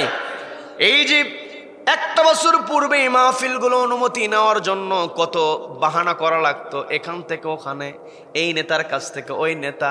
আজকে সেই নেতারা কোথায়? কি কথা বলেন? আমাদের কোরআনের পাখি ওয়ালা রাব্বিহিম ইয়াতাওয়াক্কালুন, আল্লাহর উপর তাওয়াক্কুল করে, তা'মুরুনা বিল মা'রুফ, সৎ কাজের আদেশ, ওয়া তানহাউনা আনিল মুনকার, অসৎ কাজে বাধা। এই যে আমাদের কোরআনের পাখি তাফসীর করাচ্ছেন, ওই কোরআনের পাখি ওই চট্টগ্রামের প্যারেড ময়দান থেকে তিনি একটা কথা বলেছিলেন, জুলুম বেশি করো না, এমন একটা সময় আসবে ইঁদুরের গর্ত খুঁজে পাবে না। কথা বলেন ঠিক কিনা? আমার কথাকে কেউ আবার ভিন্ন দিকে নিয়ে যাবেন না, আমি আপনাকে বোঝানোর জন্য বলছি। একটু চিন্তা করে দেখেন, সকল ক্ষমতা, সকল শক্তি একজন উৎস, তিনি কে? তিনি কে? সকালে যে রাজা, বিকালে সেই পালাতক। কি কথা বলেন, কি কথা বলেন? এই জন্য আমাকে আপনাকে বুঝতে হবে, বড়াই করার কোনো কিছুই নাই। আমার আপনার সম্পর্ক রাখতে হবে কোরআনের সঙ্গে। এই যে আমাদের কোরআনের পাখিকে ইনজেকশন পুশ করে হত্যা করা হয়েছে, পরিবারের সদস্যদেরকে হয়রানি করা হয়েছে, যারা হয়রানি করেছে তারা আজকে দেশে নাই, ওই আল্লামার পরিবারের সদস্যরা বুক উঁচিয়ে দেশে চলছে। কি কথা বলেন, কি কথা বলেন? এই জন্য আমাকে আপনাকে বুঝতে হবে, কোরআনের সঙ্গে সম্পর্ক রাখতে হবে। এই দেশটা আমাদের রব্বুল আলামিন সমস্ত সম্পদ আমাদেরকে দিয়েছেন, আমাদেরকে খনিজ সম্পদ দিয়েছেন, আমাদের সুন্দর মাটি দিয়েছেন, কয়লা দিয়েছেন, গ্যাস দিয়েছেন, উর্বর মাটি দিয়েছেন। যদি আমি আপনি কোরআনের নীতিটাকে বাস্তবায়ন করতে পারি, আমার আপনার সোনার বাংলাদেশ জান্নাতে পরিবেশ হয়ে যাবে। কথা বলেন ঠিক কিনা? বন্ধুগণ, এই জন্য আমাকে আপনাকে তুজাহিদুনা ফি সাবিলিল্লাহ, আল্লাহ রাস্তায় সংগ্রাম করতে হবে, আল্লাহ রাস্তায় প্রচেষ্টা চালিয়ে যেতে হবে। এই মাদ্রাসাটাও কিন্তু আল্লাহ রাস্তায় প্রচেষ্টা চালিয়ে যাওয়ার একটা মাধ্যম। কি কথা বলেন? এই কোরআন তেলাওয়াত শিখতে হবে। যেই কোরআন তেলাওয়াত আব্দুল্লাহ ইবনে মাসউদ যখন করছেন, আবু জেহেল তার সাঙ্গপাঙ্গ নিয়ে আব্দুল্লাহ ইবনে মাসউদের উপর আক্রমণ চালিয়ে দিল। একটা বলতে উপর্যুপরি যখন আঘাত করছে, একটা বর্ণনায় পাওয়া যায় নাকে এমন করে আঘাত করেছে, নাক ফেটে রক্ত বের হয়েছে। আর একটা বর্ণনায় পাওয়া যায় কানে থাপ্পড় মারার কারণে কানের পর্দা ফেটে রক্ত বেরিয়েছে। যখন আবু জেহেল উপর্যুপরি আব্দুল্লাহ ইবনে মাসউদ রাদিয়াল্লাহু তাআলাকে আঘাত করছে, দেখবেন অনেক খারাপ মানুষের মধ্যেও কিছু ভালো মানুষ থাকে। কি কথা বলেন, কি কথা বলেন? কয়েকজন মানুষ চিন্তা করে দেখলো, আবু জেহেল যেইভাবে ছোট্ট বাচ্চাকে আঘাত করতেছে, কিশোর ছেলেটাকে আঘাত করছে, আমরা তো একটু আগে সবাই এর তেলাওয়াত শুনছিলাম, এর দিকে আমরা তাকিয়েছিলাম। কাজে আমাদের একটা দায়িত্ব আছে, ছেলেটাকে এখান থেকে বাঁচাতে হবে। সেখান থেকে কৌশলে বের করে দিয়ে আব্দুল্লাহ ইবনে মাসউদকে যখন সাইড করে দেওয়া হলো, রক্তাক্ত দেহ নিয়ে আব্দুল্লাহ ইবনে মাসউদ রাদিয়াল্লাহু তাআলা নবীজির সামনে দাঁড়িয়েছেন। নবীজির রক্তাক্ত চেহারা দেখে আব্দুল্লাহ ইবনে মাসউদকে বলতেছেন, আব্দুল্লাহ, তুমি রক্তাক্ত হয়েছো, তোমাকে তো আমি নিষেধ করেছিলাম কাবার চত্বর যাওয়ার দরকার নাই, তুমি রক্তাক্ত হয়েছো। আব্দুল্লাহ ইবনে মাসউদ বলছেন, ইয়া রাসূলুল্লাহ, ইয়া হাবিবাল্লাহ, আমি রক্তাক্ত হয়েছি, তবে রক্তের বিনিময় হলেও কাবার চত্বরে আমি কোরআন তেলাওয়াত করেছি। বলেন আল্লাহু আকবার। আমি যে কোরআন তেলাওয়াত করেছি, এতে কি আপনি খুশি হয়েছেন নাকি? নবীজি বলেছেন, আমি শুধু নয়, স্বয়ং আল্লাহ খুশি হয়েছেন। বলেন আল্লাহু আকবার। এই কথা বলার পরে আব্দুল্লাহ ইবনে মাসউদ রাদিয়াল্লাহু তাআলা আনহু তিনি খুশি হয়েছেন। নবীজি আব্দুল্লাহ ইবনে মাসউদকে বললেন, তোমাকে যে আঘাত করলো, কারা আঘাত করলো? আব্দুল্লাহ ইবনে মাসউদ বলছেন, অনেকেই তো আঘাত করেছে, তবে আবু জেহেলের নেতৃত্বে আমাকে আঘাত করা হয়েছে। আব্দুল্লাহ ইবনে মাসউদের এই কথা শোনার পরে নবীজি বললেন, তুমি কি তাদেরকে কিছুই করো নাই? তুমি কি কাউকে কোনো আঘাত করতে পারো নাই? ছোট্ট কিশোর সাহাবী বলছেন, ইয়া রাসূলুল্লাহ, ইয়া হাবিবাল্লাহ, আমি কেমন করে আঘাত করব? সবাই তো আমাকে ঘিরে ধরেছে, আমি তো আঘাত করতে পারি নাই। তবে আবু জেহেলকে আমি একটা কথা বলেছি। বলে, কি কথা? আমি আবু জেহেলকে বলেছি, তুমি আজকে ক্ষমতাধর, তোমার লোকজন আছে, একটা সময় আসবে যেই দিন তোমার কেউ থাকবে না, সেই দিন তোমার মোকাবেলা করবে। আল্লাহু আকবার, আল্লাহু আকবার। নবীজি এই কথা শোনার সঙ্গে সঙ্গে হাতটা উঠালেন কার কাছে? সবাইকে বলতে হবে কার কাছে? নবীজি আল্লাহর দরবার হাত উঠিয়ে বলছেন, আল্লাহ, আমার ছোট্ট আব্দুল্লাহ ইবনে মাসউদ আবু জেহেলের বিরুদ্ধে যে চ্যালেঞ্জটা দিয়েছে, মোকাবেলার যে চ্যালেঞ্জটা দিয়েছে, সেই চ্যালেঞ্জের তৌফিক তুমি তাকে দিও। আল্লাহ যখন নবীজির কোনো দোয়া শোনেন, সেই দোয়াকে আল্লাহ কখনো ফেরাইয়া দেন নাকি? তো ফেরাইয়া দেন। আল্লাহ যখন দোয়া করলেন, দোয়াটা কবুল হয়েছে, এর ফলাফলটা জানার দরকার আছে না নাই? আছে না নাই? একটু আগে আমি বলেছিলাম যে মুআজ এবং মুআওয়াজ দুইজনের দ্বারা বদরের প্রান্তরে আবু জেহেলকে নাস্তানাবুদ করা হয়েছে, কিন্তু শেষ পর্যন্ত ওই আবু জেহেল সামনে এসেছে আব্দুল্লাহ ইবনে মাসউদ রাদিয়াল্লাহু তাআলা আনহুর সামনে। বলেন আল্লাহু আকবার, আল্লাহু আকবার। ওটা কি শুনবেন নাকি আমরা মোনাজাতের দিকে চলে যাব? সম্মানিত দিনী ভাইরা, আব্দুল্লাহ ইবনে মাসউদ রাদিয়াল্লাহু তাআলা আনহু তিনি যখন আবু জেহেলের সঙ্গে মোকাবেলা করবেন এটার চ্যালেঞ্জ দিয়েছেন, নবীজিকে যখন জানানো হলো, নবীজি আব্দুল্লাহ ইবনে মাসউদের জন্য আল্লাহর কাছে দোয়া করলেন। আল্লাহকে বললেন, আল্লাহ, আমার ছোট্ট আব্দুল্লাহ রক্ত ঝরিয়ে কাবার চত্বরে কোরআন তেলাওয়াত করেছি, আমি খুশি হয়েছি, তুমিও তো খুশি হয়েছ। তবে আমার ছোট্ট আব্দুল্লাহ যে চ্যালেঞ্জটা দিয়েছে, চ্যালেঞ্জে তুমি তাকে জিতে দিও। এই যে দোয়াটা করলেন নবীজি, এই দোয়াটার প্রতিফলন দেখা গিয়েছে। আরেকটু বলে নেই, নবীজি যখন দোয়া করেছেন, নবীজি যখন দুই হাত তুলে ফরিয়াদ করেছেন, আব্দুল্লাহ ইবনে মাসউদ তিনি খুশি। বলেন আল্লাহু আকবার, বলেন আল্লাহু আকবার। তিনি খুশি হয়ে দৌড়ে গিয়ে ঘর থেকে বের হয়েছেন। দেখবেন ছোট্ট মানুষ যখন খুশি হয়ে যায়, তখন সে আর স্থির থাকতে পারে না, এক জায়গা থেকে আরেক জায়গায় দৌড়ায়। কি কথা বলেন? রক্তাক্ত চেহারা নিয়ে আব্দুল্লাহ ইবনে মাসউদ যখন দৌড়ে যাচ্ছিলেন, কয়েকজন সাহাবী থামিয়ে দিলেন। থামিয়ে দিয়ে বলছেন, এই আব্দুল্লাহ, তোমার চেহারার মধ্যে রক্তাক্ত, তোমার চেহারার মধ্যে রক্ত, অথচ তুমি দৌড়াও। আজকে তুমি যে এই কাজটা করেছো, যেই কাজটা তুমি আজকে করেছো, কাবার চত্বরে কোরআন তেলাওয়াত করতে গিয়েছিলে, দুঃসাহস দেখিয়েছো, রক্ত তুমি ঝরিয়েছো, এমন দুঃসাহস আর দেখায়ও না। আজকে কোনো মতো জীবন নিয়ে তুমি আসতে পেরেছো, পরবর্তীতে কাফেররা হয়তো তোমাকে জীবনটাই নিয়ে নিতে পারে। আব্দুল্লাহ ইবনে মাসউদ বলছেন, তোমরা আমার রক্তাক্ত চেহারা দেখছো, আমাকে তোমরা কিসের ভয় দেখাও? এই মুহূর্তে নবী যদি আমাকে আবার অনুমতি দেন, আমি কাবার চত্বরে আবার কোরআন তেলাওয়াত করতে প্রস্তুত। বলেন আল্লাহু আকবার। ছোট্ট মানুষ, ওয়ালা রাব্বিহিম ইয়াতাওয়াক্কালুন, তাওয়াক্কুল আছে কার উপরে? সবাইকে বলতে হবে কার উপরে তাওয়াক্কুল। তার মানে আমার আপনার আজকের যে আলোচনা আমি আপনি শুনলাম, এক নাম্বার মুমিন বান্দার বৈশিষ্ট্য, মুমিন বান্দা ভয় করে কাকে? দ্বিতীয় নাম্বার, মুমিন বান্দা যখন কোরআন তেলাওয়াত শোনে, কোরআন তেলাওয়াত যখন করে, জাদাতহুম ঈমানা, ঈমানটাকে বাড়িয়ে দেন কে? ঈমান বাড়াতে হবে। মুমিন বান্দা হলে আমার আপনার ঈমান বাড়তে হবে কোরআন তেলাওয়াত দ্বারা। তৃতীয় নাম্বার বৈশিষ্ট্য হলো ওয়ালা রাব্বিহিম ইয়াতাওয়াক্কালুন, আমরা তাওয়াক্কুল করব কার উপরে? তিনটা বৈশিষ্ট্য আল্লাহ আমাদের অর্জন করার তৌফিক দান করুন, বলেন আমিন। এই কথা যখন আব্দুল্লাহ ইবনে মাসউদ বলছেন, অন্যান্য সাহাবীরা তো অবাক। একজন সাহাবী বললেন, তুমি তো দৌড়া যাচ্ছ, তোমার চেহারার মধ্যে আনন্দের ছাপ দেখা যায়, তুমি তো রক্তাক্ত, তারপর তুমি আনন্দিত হওয়ার কারণটা কি? আব্দুল্লাহ ইবনে মাসউদ বলছেন, আমি যেই কারণে আনন্দিত হয়েছি সে আনন্দের কথা তোমাদেরকে বলবো না, যেই দিন সুযোগ আসবে আমি সেই দিনই বলবো। আল্লাহু আকবার। আব্দুল্লাহ ইবনে মাসউদ রাদিয়াল্লাহু তাআলা আনহু, ওই যে বদর যুদ্ধের কথা বলেছিলাম, মুআজ এবং মুআওয়াজ দুইজন যখন অন্যান্য সাহাবীদের দ্বারা আবু জেহেলকে চিনিয়ে নেওয়ার পর আবু জেহেলকে গিয়ে আক্রমণ করলো, ঘোড়ার উপর থেকে ফেলে দিল, একেবারে দুই ভাই মিলে এমনভাবে নাস্তানাবুদ করে ফেললো। নিথর দেহ নিয়ে আবু জেহেল পড়ে আছে, নবীজির কানে পৌঁছে গেছে। সবচাইতে বড় শত্রু আবু জেহেল, নিথর দেহ নিয়ে জমিনে পড়ে আছে, বলেন আল্লাহু আকবার।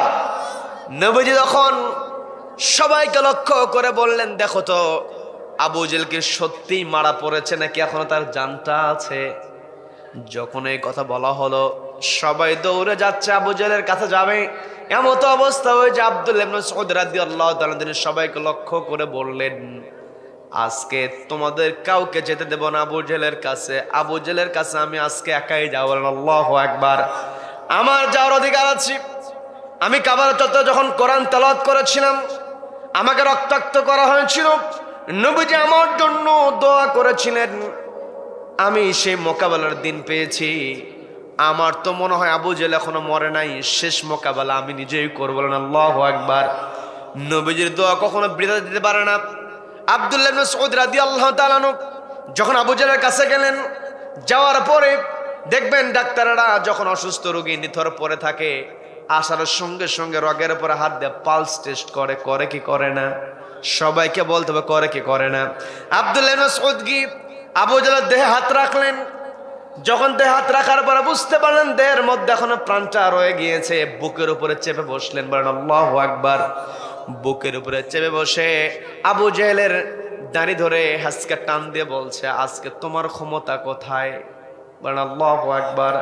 আবু জেহেলের বুকের উপরে বসে আবু জেহেলকে চিরতরে দুনিয়া থেকে বিদায় করে দিলেন। বলেন আল্লাহু আকবার। বলেন আল্লাহু আকবার। তার মানে কোরআনওয়ালাদের সম্মান দুনিয়াতেও আছে, আখিরাতেও আছে। কি কথা বলেন? কি কথা বলেন? আমাদের কোরআনের পাখি কোরআনের আলোচনা করেছেন। একজন রিকশাওয়ালাকে কেমন করে বোঝাতে হয় তিনি তেমন করে বুঝিয়েছেন। কি কথা বলেন? এলাকায় আইসক্রিম বিক্রি করে, মাইকে মাইকে ছোট্ট বক্স থাকে, দেখবেন ওই মাইকওয়ালার কাছেও আমাদের কোরআনের পাখি শহীদ আল্লামা দরুদ সাইদি রহমাতুল্লাহর ওয়াজ আছে না নাই? এলাকাতে ওই যে ভাড়ে করে যারা ওই আমার অনেক ভাইরা আছে, পুরাতন বাড়িতে গিয়ে পুরাতন লোহা লস্কর বিভিন্ন পুরাতন জিনিসপত্র নিয়ে আসে, কেজি দরে এগুলো কিনে নেয়। ওই ভাইদের কাছেও যে বক্স থাকে সেই বক্সের মধ্যে কোরআনের পাখির ওয়াজ আছে না নাই? আছে না নাই? আছে। কৃষক মাঠে কাজ করে, তার ছোট্ট মোবাইল, সেখানে ওয়াজ বাজায়। রাতের বেলা দেখবেন মুরব্বী ঘুমিয়ে গেছেন, ঘুমাতেবেন, ঘুমানোর পূর্বে নাতিকে বলেছে আমার মোবাইলে সাইদি সাহেবের ওয়াজ উঠাইয়া দিও। কি কথা বলেন? এগুলো বাস্তব ইতিহাস। কি কথা বলেন? ওই ছোট্ট মোবাইলের মধ্যে আল্লামা সাইদির ওয়াজ বাজে, মুরব্বী ঘুমানোর পূর্বে আল্লামা সাইদির ওয়াজ শুনতে শুনতে ঘুমিয়ে যায়। অথচ ঔষধ খাওয়ার পরও ঘুমের ট্যাবলেট খায়, ঘুম ধরে না। কোরআনের পাখির ওয়াজ শুনতে শুনতে ঘুম চোখে চলে আসে। কি কথা বলেন? কি কথা বলেন? এই কোরআনের পাখিকে ওরা অপমান করার চেষ্টা করেছিল, কিন্তু পারে নাই। ওই যে এসকে সিনহা তিনি যে রায়টা লিখেছিলেন, ওই রায়ের মধ্যে তিনি কথা স্পষ্ট করেছিলেন, তিনি অন্য সম্প্রদায়ের মানুষ ছিলেন, তিনি অনেক অন্যায় করেছেন, আমরা সেই দিকে যাব না। কিন্তু উনি ওই দিন যেই দিন রায়টা লিখেছিলেন, আপনারা যারা সম্ভব হয় আপনারা দেখবেন, রায় লেখার দিনে তিনি স্পষ্ট করেছিলেন, আজকে আমরা যা রায় লিখছি এই রায় দেওয়ান সাইদির রায় নয়, আমরা ওই সময় দেওয়ান শিকদারের রায় লিখছি। আজকে দেশের বাইরে থেকে এসকে সিনহা সব উন্মোচন করে দিচ্ছে। আমাদের কোরআনের পাখির বিন্দু পরিমাণ দোষ ছিল না, দোষ ছিল দেলোয়ার হোসেন শিকদার নামক এক কুলাঙ্গারের। কি কথা বলেন? আর এই কোরআন বিদ্বেষীরা ওই দোষটা চাপিয়ে দিয়েছিল ভারতের প্রেসক্রিপশনে আমাদের কোরআনের পাখির উপরে। কি কথা বলেন? কোরআনের পাখি যখন সুন্দর করে আলোচনা করেছেন, শুধুমাত্র ওই আমার আইসক্রিম বিক্রেতাওয়ালা, আমার ওই ভারওয়ালা ভাই আলোচনা শুনবে তা নয়, একজন ডিসি এসপি তার উদ্দেশ্যে তিনি কথা বলেছেন। কি কথা বলেন? এমনকি কোরআন থেকে তিনি মহাকাশ বিজ্ঞান নিয়ে, কসমোলজি নিয়ে এত সুন্দর আলোচনা করেছেন। আমি সায়েন্সের ছাত্র ছিলাম, আমারও অবাক হয়ে যায়, আমার কাছেও অনেকটা কঠিন লাগে যে এই যে তারকারাজি নিয়ে তিনি যে আলোচনা করেছেন, আলোকবর্ষ নিয়ে, তারপরে এই যে কৃষ্ণ বিবর নিয়ে, ব্ল্যাক হোল যেগুলো আছে এগুলো নিয়ে তিনি এত সুন্দর আলোচনা করেছেন। যখন তিনি মহাকাশ নিয়ে আলোচনা করেছেন, মনে হতো আমাদের কোরআনের পাখি একজন মহাকাশ বিজ্ঞানী। বলেন আল্লাহু আকবার। আবার সন্তান মায়ের পেটে কেমন করে বড় হয়, মানুষ কেমন করে বড় হলো, এত সুন্দর করে ছোট্ট ভ্রূণ থেকে কেমন করে বড় হয়েছে, কিভাবে আলোচনা করছেন কোরআন এবং হাদিস মিলায়া। আমাদের কোরআনের পাখির আলোচনা শুনে মনে হয় তিনি একজন ডাক্তার। বলেন আল্লাহু আকবার। তিনি কোরআন থেকে কথা বলেছেন, তার সম্মান আজও আছে। কি কথা বলেন? তাকে যারা বিরোধিতা করে অপমান করার চেষ্টা করেছিল, আজকে ওরা মুখটা কোথায় লুকাবে খুঁজে পায় না। কথা বলেন ঠিক কিনা? তবে মাঝে মধ্যে একটু রাতের অন্ধকারে মুখে মাস্ক লাগায়া কিছু কিছু জায়গায় মশাল জ্বলায় মিছিল করার চেষ্টা করছে। এদেরকে খুঁজে খুঁজে বের করে এই বাংলার জমিনে এদের শাস্তি নিশ্চিত করতে হবে। কি কথা বলেন? কি কথা বলেন? দীর্ঘ 15টা বছর জুলুম নির্যাতন করেছে, সাধারণ মানুষ পেঁয়াজ কিনতে পারে 300 টাকা পর্যন্ত দাম হয়েছে। কি কথা বলেন? এগুলো সবকিছু আমি আপনি নিয়ন্ত্রণ করতে পারবো, আমাকে আপনাকে সামনে রেখে চলতে হবে একটি কিতাবকে সামনে রেখে। কি সেই কিতাবের নাম কি? সবাইকে বলতো সেই কিতাবের নাম কি? এই কিতাবকে ভালোবাসতে হবে, এই কিতাবের বিরোধিতা করা যাবে না। তবে কষ্ট লাগে যেই শহীদ প্রেসিডেন্ট জিয়াউর রহমান তিনি বিসমিল্লাহ সংবিধানের সামনে নিয়ে আসলেন, মরহুম প্রেসিডেন্ট জিয়াউর রহমান তার দলের সাইনবোর্ড ব্যবহার করে কিছু কুলাঙ্গার কোরআনের বিরুদ্ধে কথা বলা শুরু করেছে। কি কথা বলেন? কি কথা বলেন? এগুলোর ব্যাপারে আমাদেরকে সচেতন হতে হবে। কি কথা বলেন? কি কথা বলেন? আমরা সচেতন হব। কোরআনের বিপক্ষে যারা কথা বলবে, আপনি সরাসরি কোরআন মানতে পারেন না, সেটা ভিন্ন হিসাব। আপনি কোরআন মানতে পারেন, এটা আপনার ব্যর্থতা। আমরা কিছু বলবো না, জোর করে কোরআন মানতে হবে।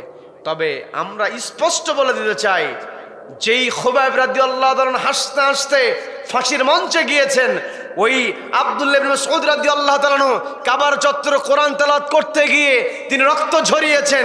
যেই কোরআনের জন্য রক্ত ঝরানো হয়েছে, ওই কোরআনের বিরুদ্ধে কেউ কোনো কথা বললে আমরা চুপ থাকবো না, শক্তভাবে মোকাবেলা করব। কথা বলেন ঠিক কিনা? কারা কারা মতের পক্ষে যে দুহাত উঁচু করে আল্লাহকে দেখা।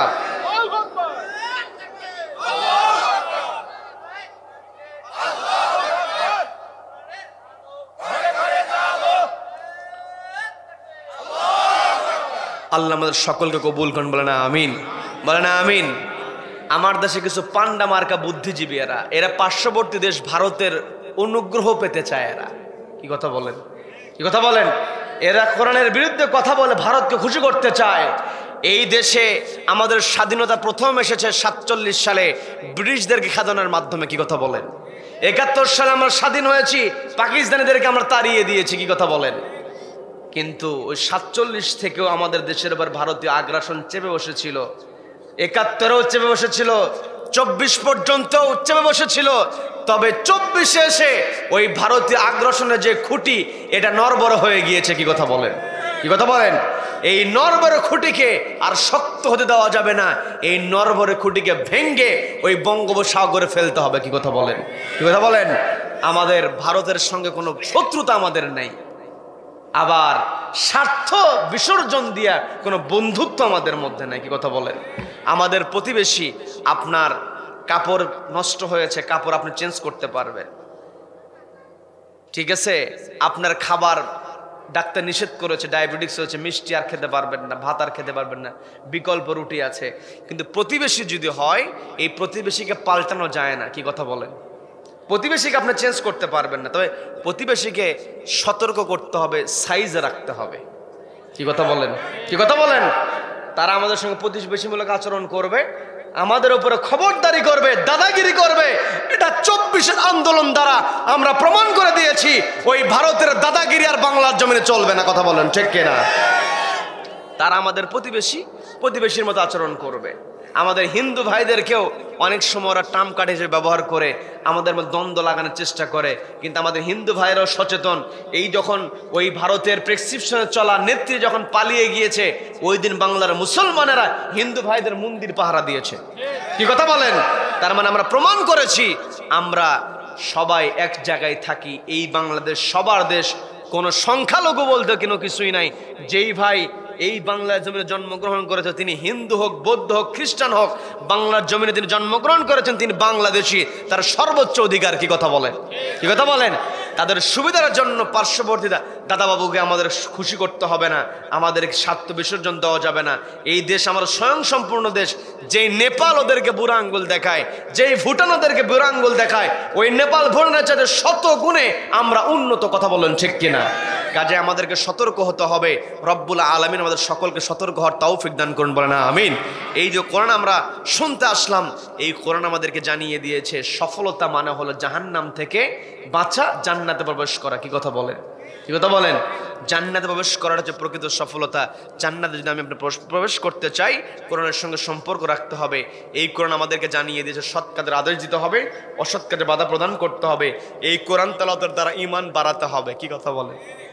কি কথা বলেন? বেশি বেশি করে আমরা কোরআন তেলাওয়াত করব, ইমানটা চাঙ্গা করব, আল্লাহর উপর ভরসা রাখবো। যত বিপদ আসুক না কেন, যত বিপদ আসুক না কেন, আমরা তো এখন বর্তমান সময় এটা বোঝা আমাদের জন্য সহজ। একেবারে বন্দুকধারী এমনও পুলিশকে আমরা দেখেছি, কুলাঙ্গার পুলিশ এক মন্ত্রীকে বলতেছে, স্যার গুলি করি একটাকে, একটাই লাগে, একটাই মরে, একটাই চলে যায়, বাকি সবগুলো থেকে যায়। কি কথা বলেন? বলেছে না? বলেছে। এর দ্বারা বোঝা গিয়েছে যে আমরা যদি আল্লাহর উপর ভরসা করে থাকতে পারি, আল্লাহ আমাদেরকে অবশ্যই বিজয় দিবেন। কি কথা বলেন? কি কথা বলেন? এই জন্য আল্লাহর উপর ভরসা করব, দেশের জন্য কাজ করব, আল্লাহকে সন্তুষ্ট করে যেন আমরা দুনিয়া থেকে আল্লাহর সন্তুষ্টি নিয়ে বিদায় হতে পারি। রব্বুল আলামিন আমাদের সকলকে কবুল করুন, বলেন আমিন।